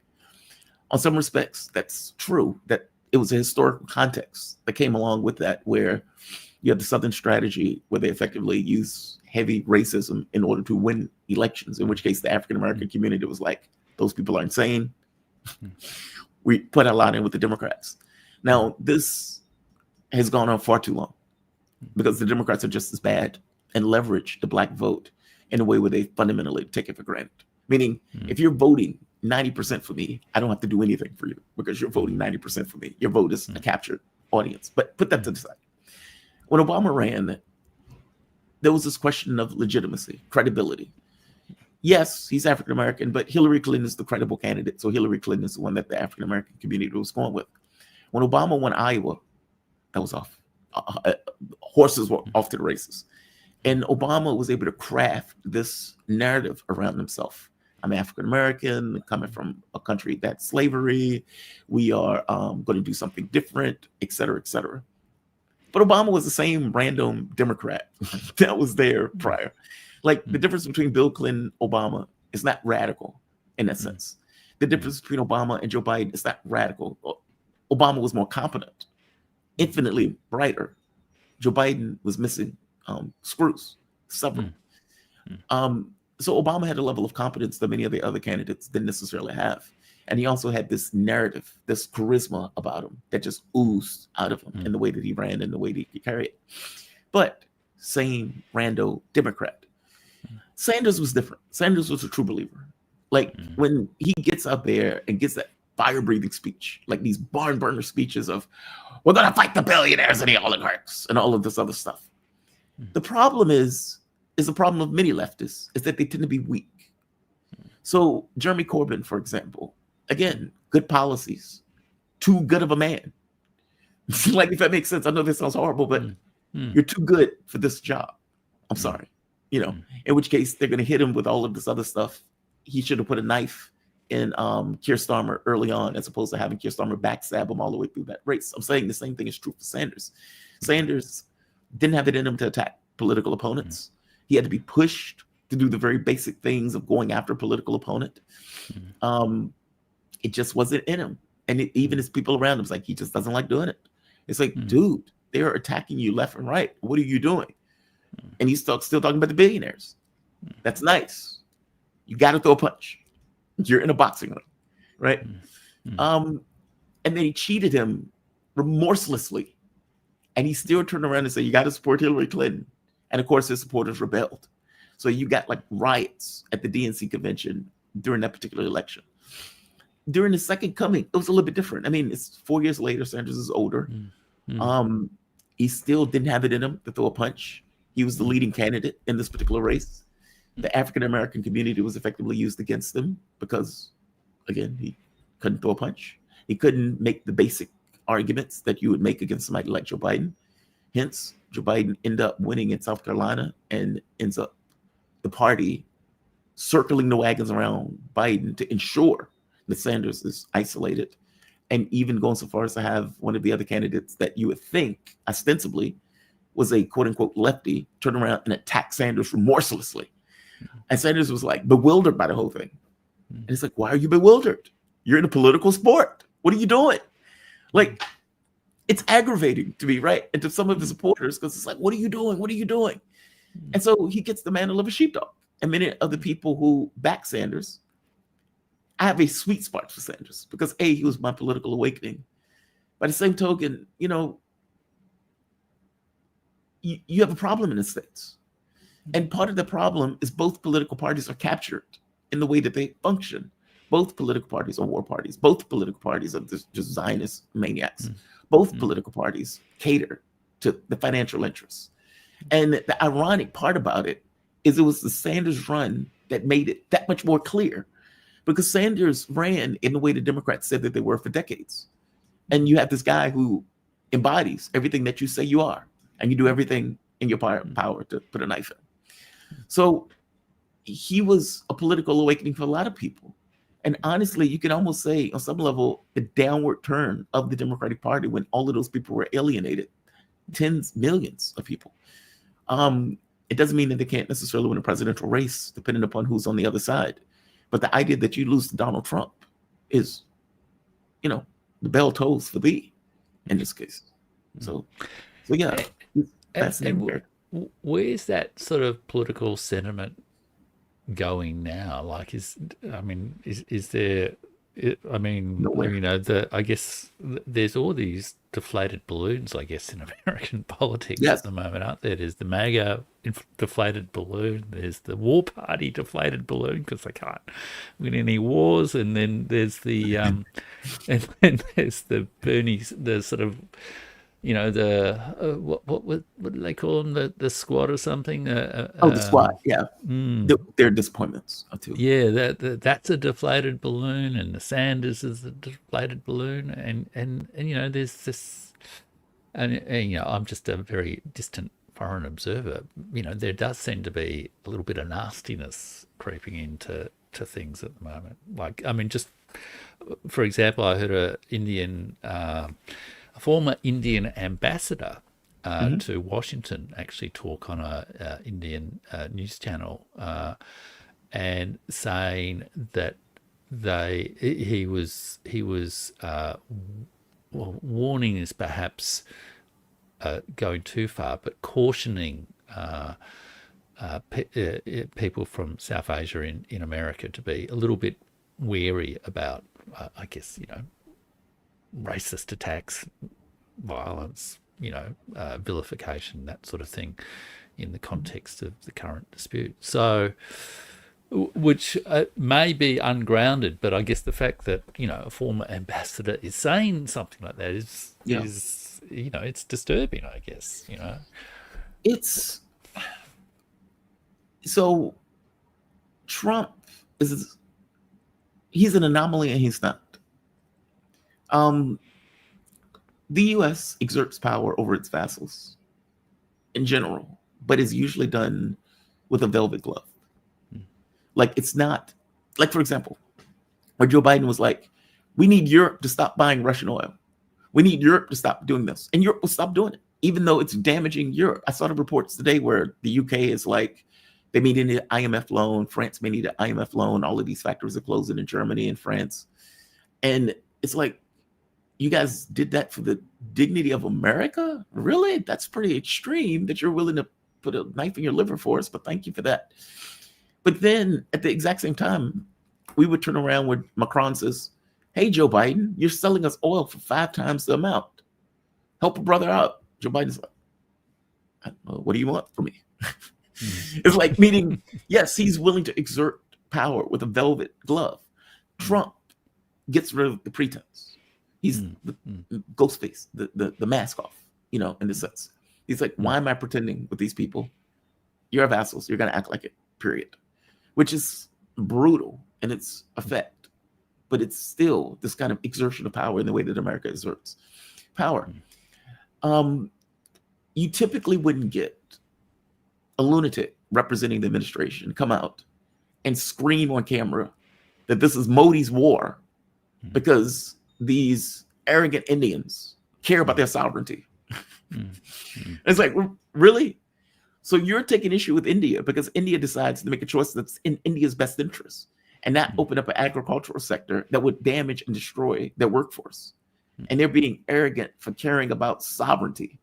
Sure, that's what it is. Like, these people are lunatics and the stuff that they say. Or Letnick, when he was like, Europe won't buy big, beautiful cows. And it's like, yeah, because you're injecting with all of this nonsense stuff, like these chemicals and whatnot. And Europe doesn't want that nonsense in their food. But they would say this stuff openly, brazenly. The China virus. Like, what are you seeding into your population when you're saying stuff like that? And you're targeting countries and groups and people that are in those countries. Yeah, people get edgy when you're hearing yourself being called out in a very particular way by people who don't seem to be wrapped too tight. I'm very skeptical that Americans are going to go around beating up Indians. I don't see it. But if you are Indian, well, that's good news. Yeah, but if you're Indian, you can imagine having a spotlight around you doesn't necessarily make you feel the most safe. Yeah, absolutely. What do you? I noticed I watched your interview with Shoban. Is it last night? The Indian journalist who's based in Brazil. Shoban Saxena. Yeah. Oh, I'm sorry, my volume is down. Yeah, Shoban Saxena. I've known him for a few years. He's very good. Yeah, he's fantastic. And he was really interesting in terms of his read of the situation. I guess, I mean, you've talked to a range of people now about the whole India-China Shanghai Cooperation Organization sort of meeting. What's your assessment of kind of, where the waters are flowing in the new multipolar world? So the U.S. functions, or I would just say Trump in this. And no, the U.S., I'll go with the U.S. because, again, he's just a U.S. president, the way he functions. On this weird belief that it's the 1990s. For whatever reason, we're in a time capsule. And this unipolar moment, for whatever reason, got stuck in our minds as if this is normal. Will always be this way. We're Fukuyamas. This is the end of history. That's not the world. That's not reality. And, in this idea of exerting power, when Donald Trump comes in and the first thing he does, I'm going to have a tariff war against the world. Okay, that's pretty wild. This is kind of like Kramer getting beat up by all those kids in kindergarten because he thought he could do black belt. It's a sample reference. Kramer tells everybody, I'm the best at karate in my class. I just started. I'm, capturing the dragon. And you find out that he's in a karate class of children who are like 5, 6 years old, and he's just beating up all these kids. Not little kids. When they finally catch him outside, they beat the living devil out of him when they gang up on him. It is an amazing thing for a country representing 4% of the world to say, I'm tariffing the world, and you all are going to bend to my will. Yeah. And China tells them to effectively F off. We're not doing that. Yeah. Some countries do. Europe bends the knee, but many of the other countries are like, dude, are you out of your mind? Yeah. Trump has it in his mind that we tell the world what to do, and they do. Period. And he ignores colonial history in many of these countries. He ignores this notion of sovereignty in many of these countries that these countries have to fight and bleed for. He ignores all of that stuff because in many respects, the American president doesn't care. We have objectives. And in this case, he wanted to accomplish the objective by effectively stealing money from various countries under this idea that they are stealing from us. They're taking advantage of America and all of this other nonsense. India, when he does this to Modi is shocked. Because Modi, there are plenty of pictures on the internet with Trump hugging Modi, saying, oh, this is such a great guy and everything else. And then all of a sudden, 50% tariffs. And Modi's like, what just happened? Trump tries to call him, and then he bashes him on Twitter, India's failing economy and all of this other stuff that he's effectively saying. India felt some kind of way about it. Modi felt some kind of way about it. They were burning effigies of Trump. Modi can't do what Trump wants. So it was a moot point, and Trump even trying to compel that behavior. A, there's a sovereignty issue, and B, he's not going to destroy his economy for the dignity of America. It's just not taking place. And so what did Modi do? He did what any rational country person would do. Hey, I'm going to go when my bread is buttered. China, Russia, Putin, let's hold hands. Let's walk to Xi Jinping. Let's take this photo op that is not intentional at all. We just so happen to be here where the camera is here, catching both of us in this picture together that is going to go around the world. Like, it's a backfire. It's a massive screw up. You had the opportunity. Many people believe that India was the stalking horse in BRICS, that this was the gateway into influence on some level in BRICS, and India wanted to play both sides. They want to be unaligned. Not anymore. Keep in mind, India was the country that was more skeptical about de-dollarization. Is that still true? I don't know. But considering the conversations that they were having at the Shanghai Cooperation Organization, you can imagine that Modi is going to get much closer to China. Many of the issues that they had in regards to relationships around, let's say, border and those type of things are going to some level deprioritize, if not melt away. And BRICS is going to get closer. I mean, Lula is calling an emergency meeting for BRICS now. And what's wild about it, he had a representative that was already at the Shanghai Cooperation Organization talking to other world leaders, since there's an overlap. There's like a meshing between BRICS and the Shanghai Cooperation Organization, especially among the primary members, Russia, India, China. And so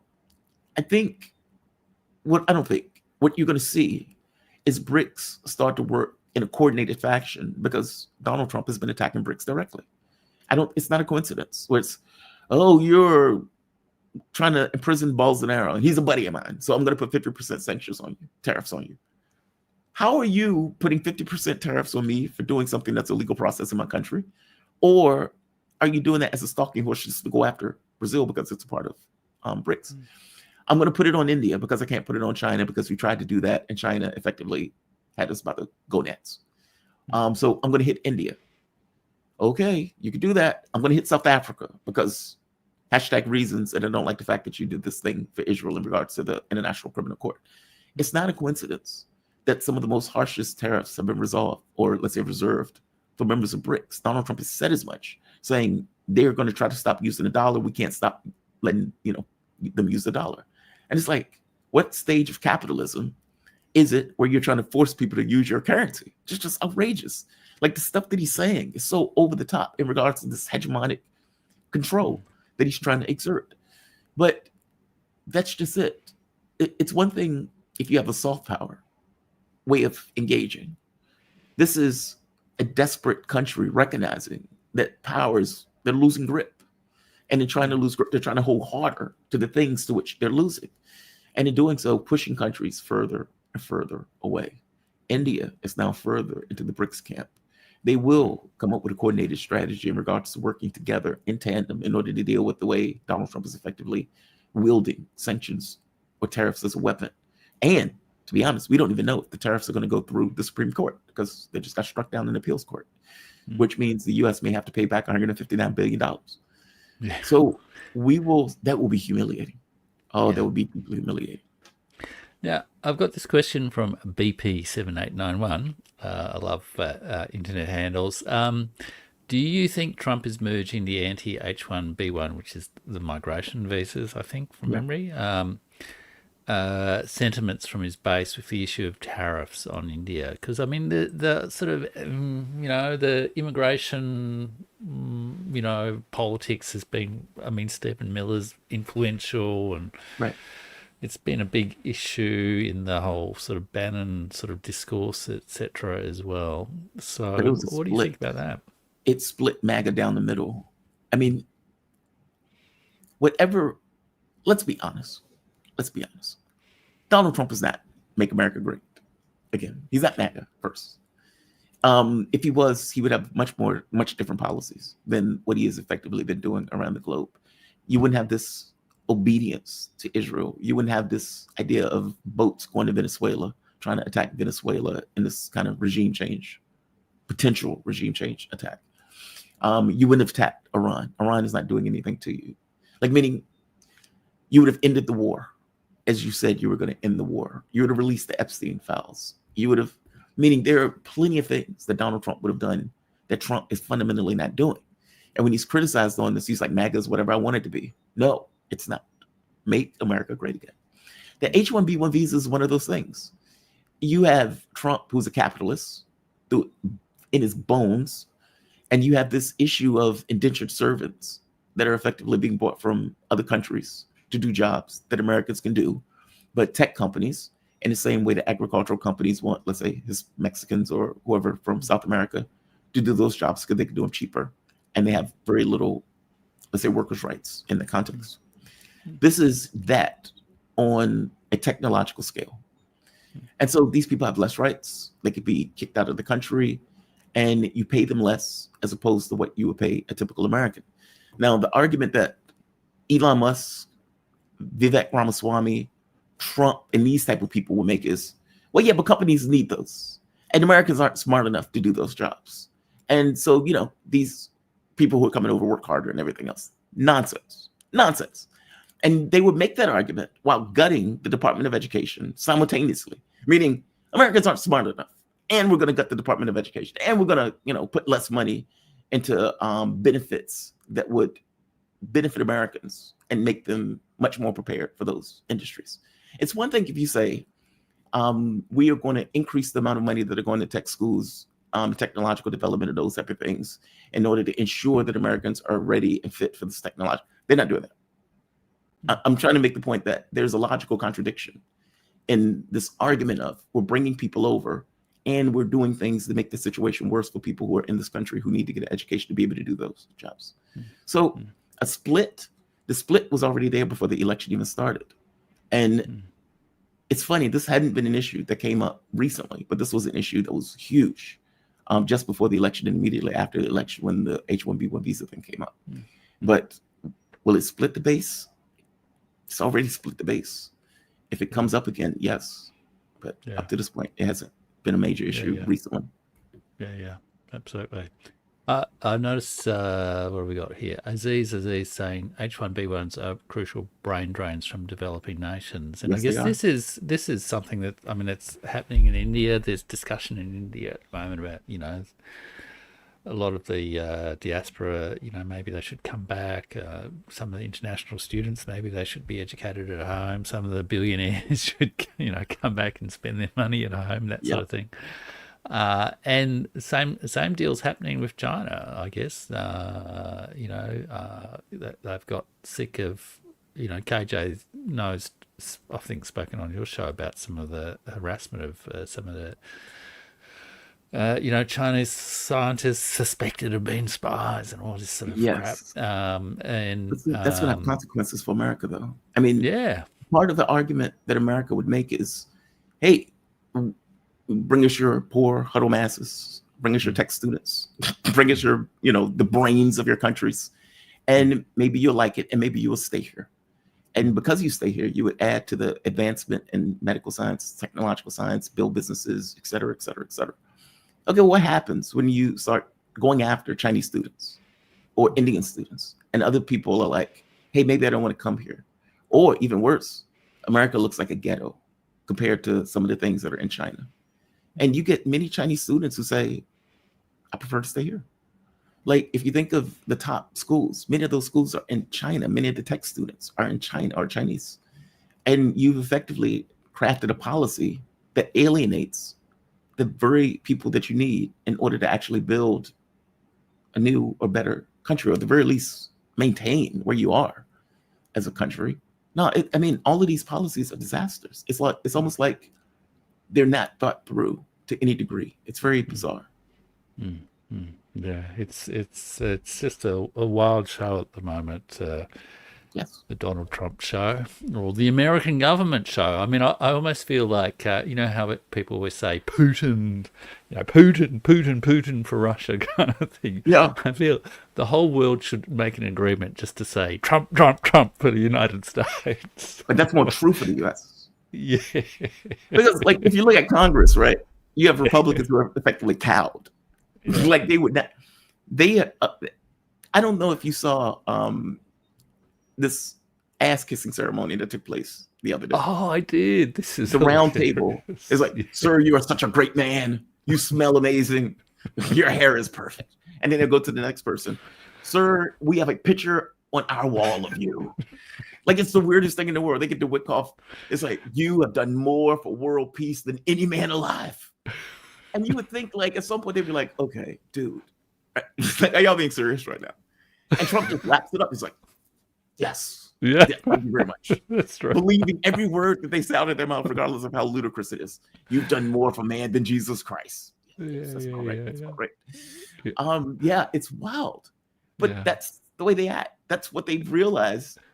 This is what he likes. This is how we deal with him. This is how we save our jobs and whatnot. It's weird. That is more true today. Like this whole Putin, Trump. He is cowed and has had an ironclad grip on the Republican Party and very little political opposition. Like when you were talking about the Democrats, what Democrats? Like, where are they? What's their policy? What's their, what is their opposition to him? When he won this race, he fundamentally broke the Democratic Party. And at this point, he has ran, bestrode the globe as a Galactus, passing executive orders that get struck down. He doesn't seem to care. It's Trump. It's Trump's world right now. It really is. Crazy stuff. Now, I did want to ask you about Dune. How do you say it? Dune? Oh, the book, Dune. The book. Yeah, it's called Dune. Now, on my Substack, I should do the proper YouTuber thing here and give myself a sort of promo. But on my Substack at jeffrich.substack.com, I did write a piece a couple of months ago of 100 books to read before it's too late, like 100 books to read before you die kind of thing.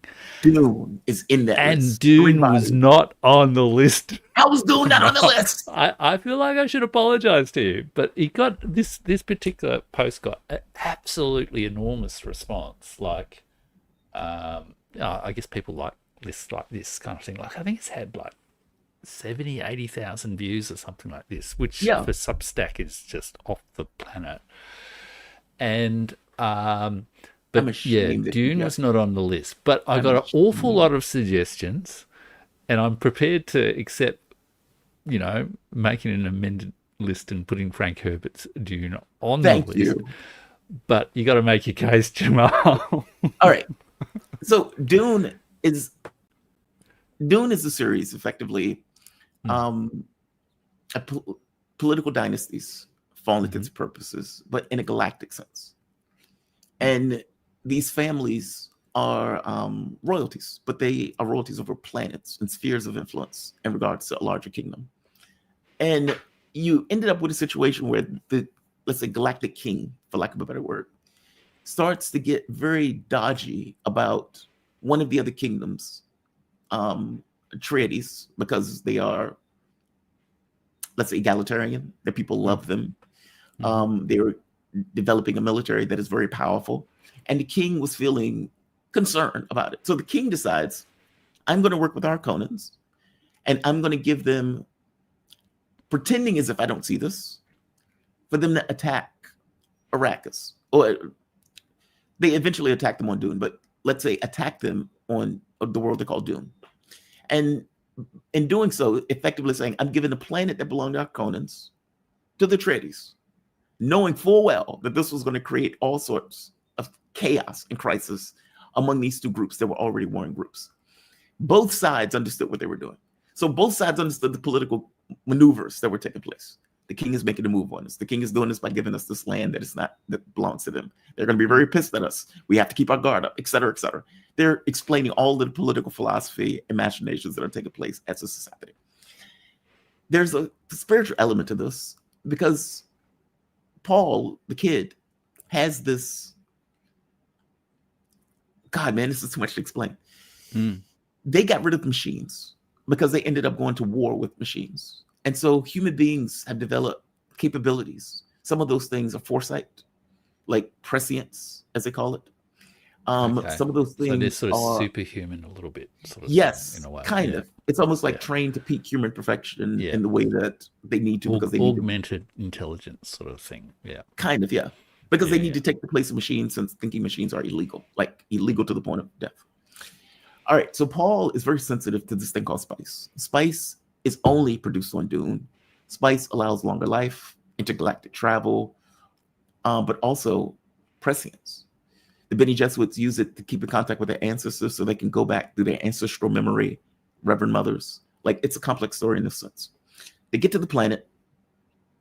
The king turns a blind eye, allows them to be attacked. They are overthrown. The dad is murdered, meaning the king of, what is his name? It'll come to him in a moment. He gets killed.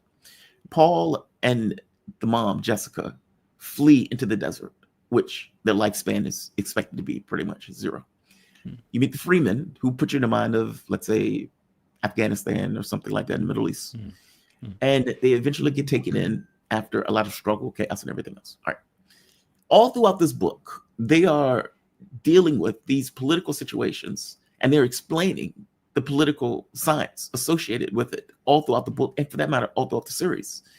Bene Gesserits and the way that they operate, the kingdoms and the way that they operate, why they're doing what they're doing, the political machinations in which they're using in order to try to accomplish the objectives that they're trying to accomplish. By the time you get to God Emperor Dune, which is my favorite one, it's a little weird, but it makes sense in the context of the storyline, where Paul's son becomes a worm god and lives for thousands of years. And in doing so, he is almost perfect prescience, meaning he can pretty much see everything along timelines and everything else. He has that much spice running through his system. And in that book, it becomes heavy political philosophy. Like, for example, he makes this thing of saying, I don't allow anybody to develop technologically, because when countries develop technologically, or planets, smaller countries or smaller planets are able to take on larger countries because of the technological development. Think of Ansar Allah dealing with the US, much smaller country, very little to no military budget, and yet was able to stave off the United States attack and attempted invasion of Yemen. As technology developed, the smaller the technology, the more cheaper it gets. If it gets into the hands of smaller groups, those smaller groups can use it to fend off larger groups. Drone technology, for example, they were able to fly drones to hit Saudi Arabia, take down 5% of the world's oil. Again, smaller country, dirt poor, and yet has the capability of nearly hitting ships in the middle of the Red Sea. Not because they developed this massive military, but because technology has developed to the point where they can use it in a way that can harness it against larger forces and larger powers. He has all sorts of these things all throughout the book in the way that he explains the stuff. That is Frank Herbert. Like, those books get philosophically dense in regards to political science. It's, I swear to you, it is. I didn't read that book until I got older, and I was blown away. The language, the way language is used, the imagery that is used. Oh, it's so good. It's so good. It's so good. And like, is it just one book, or is it like a series of books? It's a series. You could stop when you get to his son, ignore the son. But when you get up to, for me, the first up to Worm God is probably the best. The Bene Gesserit one is interesting, Chapter House Dune, but first, I think Worm God is 4. The second one is okay. But even the way they open it, like part of the reason and rationale that he wrote those books and the way that he did is for this notion of denuding a savior. Effectively, he makes this argument that Richard Nixon was the best thing that could happen to America because it showed that the president, A, was not infallible and can fail miserably. And that people, when you lift these people up as saviors, beware of what you get as a savior. I mean, Paul, he was I can't think of the name of it right now. The Quetzalcoatl cataract, whatever. Effectively a Jesus type figure, but he plunged the entire cosmos into war. I think billions of people died. I think it was like 90 billion people died over the course of like a year or a couple of years from the wars, the jihad that they were having across the galaxy. And so it's like, all right, you got your savior. This is what your savior did. And that was his point. Like, you've built this man up as a savior. You've had your hero's journey. And now that your hero has taken over, look at what your hero has done. He fundamentally failed at his task. Mm-hmm. Now, he didn't exactly fail. He just, with prescience, you had to work between the lines. Mm-hmm. So if I see a line of something that is catastrophe, mm-hmm. and if all of the lines are catastrophe, and I say, okay, this one path, this golden path is the way that I have to take people. But people will suffer for 3,000 years for this golden path for me to ultimately save humanity. Well, they're going to think you're ogre. They're going to think you're a tyrant. It's like, this is a horrible person. We need to kill this guy. This guy has lived too long, because they can't see that humanity would effectively die out through any other path. Now, argument can be made later on where they were like, well, how do you know there was a path? How do you know he wasn't forcing it by virtue of his will and what he was willing to make and the choices he was willing to make as opposed to other choices? Later on in the books, where you have thousands of years of reflection on what was taking place, they have a different point of view. Now, the book is fantastic. Three Body is the other one I would recommend. Which one? Three Body Problem. The Three Body. Remembrance series by Cixin Liu. Oh, the Three Body Problem. Yes. Oh, yeah. I've watched the TV series, but I haven't read the book. Oh, it doesn't touch it. I should be do a war breaker. It's so good. Yeah. It is scientific triumphalism. Yeah. That's what it is. It's science raised to the level of excitement, like in a way that, God, man, it's hard to explain. I give you an example. They needed to. There's a scene, even in the television show, where they were like, "We have an idea. We want to send a spy into the Trisolar fleet. Okay, how do you want to do that? Well, we need to accelerate something to 1% the speed of light." And you think to yourself, okay, 1%, it's so small of an increment, but 1% the speed of light. Light moves at what, 300,000 kilometers per second squared. That's a fantastic speed, right? And so they say, okay, well, we can't afford to put any weight on it, because the moment that you put weight on it, it's going to kill the capability of doing it. And so they come up with an idea of creating a sail to use nuclear bombs to blow up, given it acceleration. If you time it right, you can keep accelerating it over and over and over again. And so they come up with this idea. And then they say, yeah, but the weight is still too much. And so they say, we'll send only a brain. And it's so chilling, right? And at one point, they make this point in the book of, they use all of the nuclear weapons on Earth in order to accelerate one brain to 1% the speed of light. And you think to yourself, all of the human power and capability that we had at our disposal, we could only reach 1%. That is profound, right? Yeah. And it's trying to show the limits and how extreme reality is on some level in comparison to human might and human capability, the scale. It's such a good book. I'm sorry. I'm rambling. Oh, no, it's brilliant. And, I guess one of the reasons I was interested is because, I have this theory, I guess, or this idea that, or assumption that, theories about the world, like, realist international relations or whatever, are much less insightful than the kind of stories that are embedded in books like Dune or Three Body Problem or any. You could read Tolstoy's War and Peace or whatever, and that there's a kind of intelligence that's embedded in the narrative that captures the complexity of reality in a way that game theory or economics or just common sort of theories about the world don't really do. So I think there's a real truth to the way, in fact, that you can actually grasp in a way what's going on in the world by using the the kind of narratives that are embedded in books like Dune or books like War and Peace, or you know, like the Indian External Affairs Minister says he uses the stories of the Mahabharata to think about the way in which he conducts foreign policy. I've become the destroyer of worlds. Oh, that is so hard.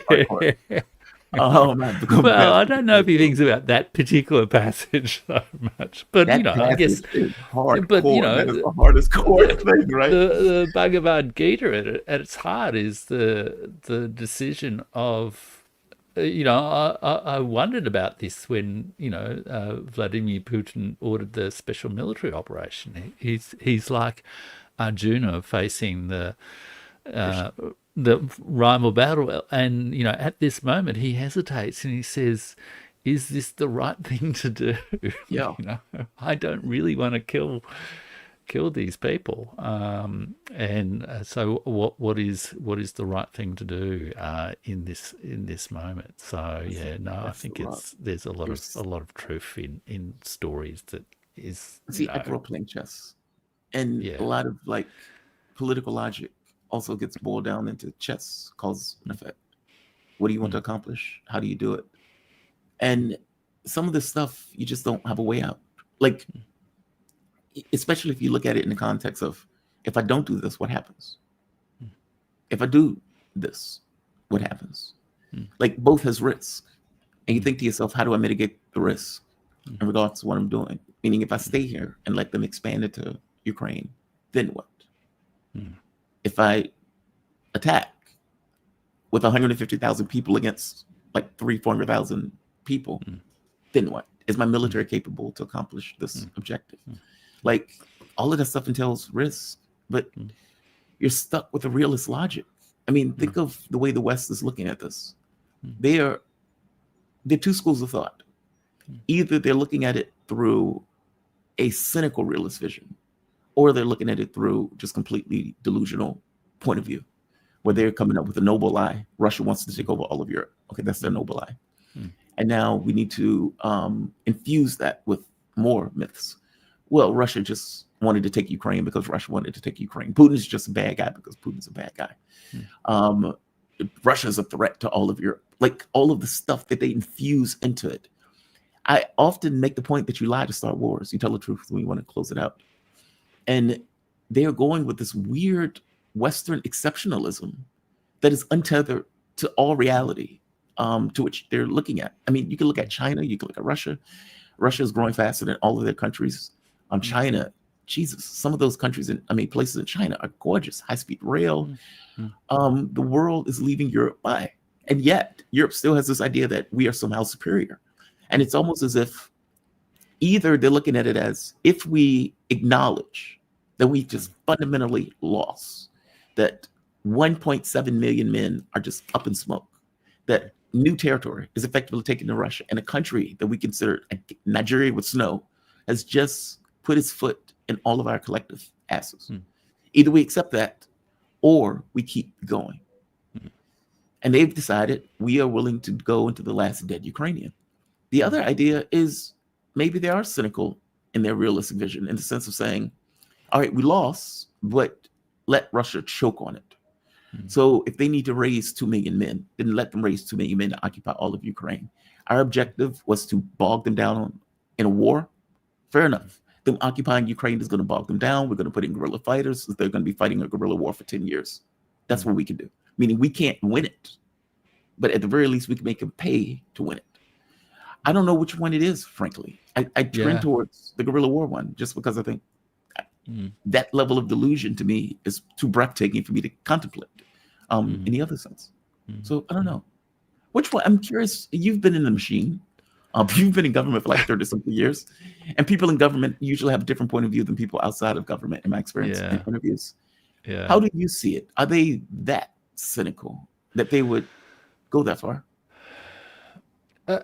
Look, in my experience, sometimes you need to think of politicians not as the people who are conceiving and planning things, but they're like the the guy at the racetrack, or the philanthropist, or the gambler who's saying, I'll put a bet on this guy, or this plan, or this plan, or this plan, and I'll kind of see how it kind of works out while hedging my bets, and always being prepared to shift to another plan. So like, for example, Macron, is notorious for making speeches about NATO being brain dead, and all this kind of stuff, and and like people like to mock him, but there's this famous philosopher, Paul Ricoeur, and one of his final books was Memory, Forgetting, and History, something like that. And Emmanuel Macron was his research assistant on that book, and drafted significant parts of it. So he's an intelligent guy, and would have and has a deep sense of at least European history, all that kind of thing. So. I suspect there's an element of, with some of them, absolute, being caught in the delusion. But I also think with a lot of them that they must know that, that they would be being briefed on the fact that, things have not turned out to plan. Right. It's also possible that, some of the worst of the reality is sort of, they're shielded from it, but I suspect there's an element of because this the information that goes to government leaders. There's so much information, so you have to be very controlled in the way in which you provide it, because it's just an overwhelming amount of information for any individual. Yeah. And then when that individual is nearly 80 and has an attention span of about 5 seconds and a lot of inherited prejudices and prefers to watch things on television anyhow, God knows how you actually convey important messages to him. I've just no idea in America's case. But I think in some of the European leaders' cases, there would be both some level of cynicism, but also just a pragmatic sense of, well, we've invested so much in this plan, we've got to sort of see how it plays out, but we probably also need to prepare behind the scenes for some other contingencies. But then with some of the more ideological sort of small states, like the Estonias and the Latvias and the Lithuanias, etc., I think there is a genuine just crazy illusion sort of stuff. But I think the more serious players would at least be behind the scenes preparing contingency plans for, okay, so what are we going to do in 6 months' time when all this goes belly up? And and I think one of those contingency plans from Europe's point of view is blame Donald Trump. And I think that to me that partly explains some of the will be to the end sort of tone of some of the European leaders. But but yeah, I might be wrong as well. They might all just be total cynical incompetence. But it's more than just the people you see on television. It's the whole network of people who are providing the advice, the intelligence services, the military, the bureaucracy, the political advisors, and the leading business people. It's and what then gets presented, in the 5-second slots on television, is they all know that is a sort of a fictional version of events to some degree that they have to manage, but it's not the whole reality of their decision making process. So yeah. Oh, you're muted, Jamal. You're muted, Jamal. Yeah, I was just saying it's so over the top. Like it's like they've created an unreality, like that they're functioning in. It's so bizarre. Yeah. But I mean, the whole West is certainly in relationship to Russia, which is what partly I was talking about with the ambassador Tony Kevin before you came on. Was that they have just gone down this, and it's not just the elites; it's the broad public as well.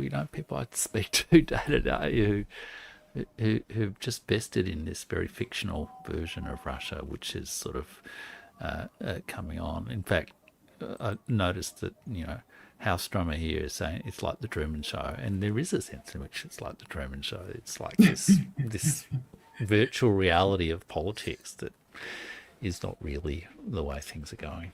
It's so strange. Yeah.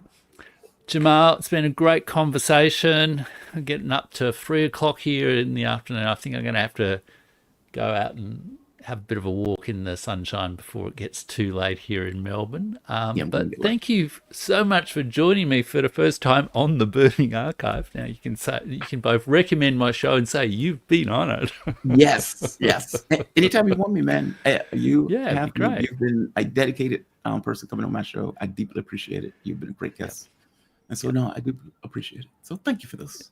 Yeah, thank you. And thank you for inducting me into the Hall of Appreciation of Dune. It's so much to try to explain. Like, it is very hard to give it a snapshot. But if you enjoy books, I can't say you would love it because who knows, right? It is a good book. It deserves a monument. Like, it's that good of a book. It's not even a book. It's like a masterpiece of sorts. It is so good. And I know some people are like, dude, I read the book. You're out of your mind. It's good. It is a different book than Three Body in the way that it's written. Like, Three Body is very flat, if that makes sense. Like, the language and the things like that are the concepts. That's the thing that gets it. Dune is the way it's written. Frank Herbert has a way of writing and the way of thinking that's just... Yeah, it's fantastic. Really good. I'll say fantastic. Try. You may hate it, but try it. I will try it, Jamal. Thank you so much. And I'll just go to the chat in a second, but thank you so much. And I guess I'll see you later tonight. You have a good one, my man. Thank you for this. Okay. Ciao, ciao. All right. How do I... Right there. Fantastic. Thank you so much, Jamal. It's great to have a chat with Jamal. And look, I've been going for a bit over 2 hours now, so I should probably wind up for my own health. But let me just quickly scan through the chat. There's been lots of thanks, and that sort of thing from people. Comments about China and various issues. Big thanks from many people. And I'll just check back to see if anyone's made some particularly important comments that I need to acknowledge and thanks. I might check back over on the chat a little bit later. I will be releasing the sort of the interview segments of this live stream as separate videos tomorrow. And I think there might have been a few little volume issues with Tony Kevin's stream, which I'll see if I can fix up in the post-production so it's all good and clear for everybody.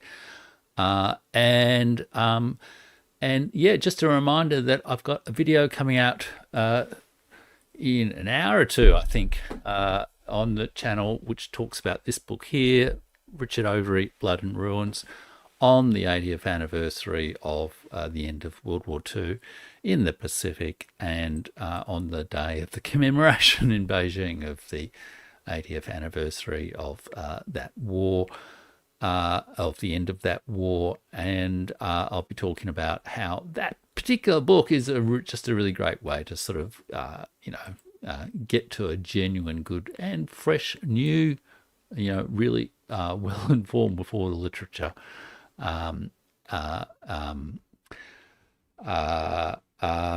book by Richard Overy, and I will see you all soon. Thanks to everyone who's really who's joined me, and I will be with you again in the live stream next week. Not quite sure who'll be joining me, but I'm sure it'll be a great guest.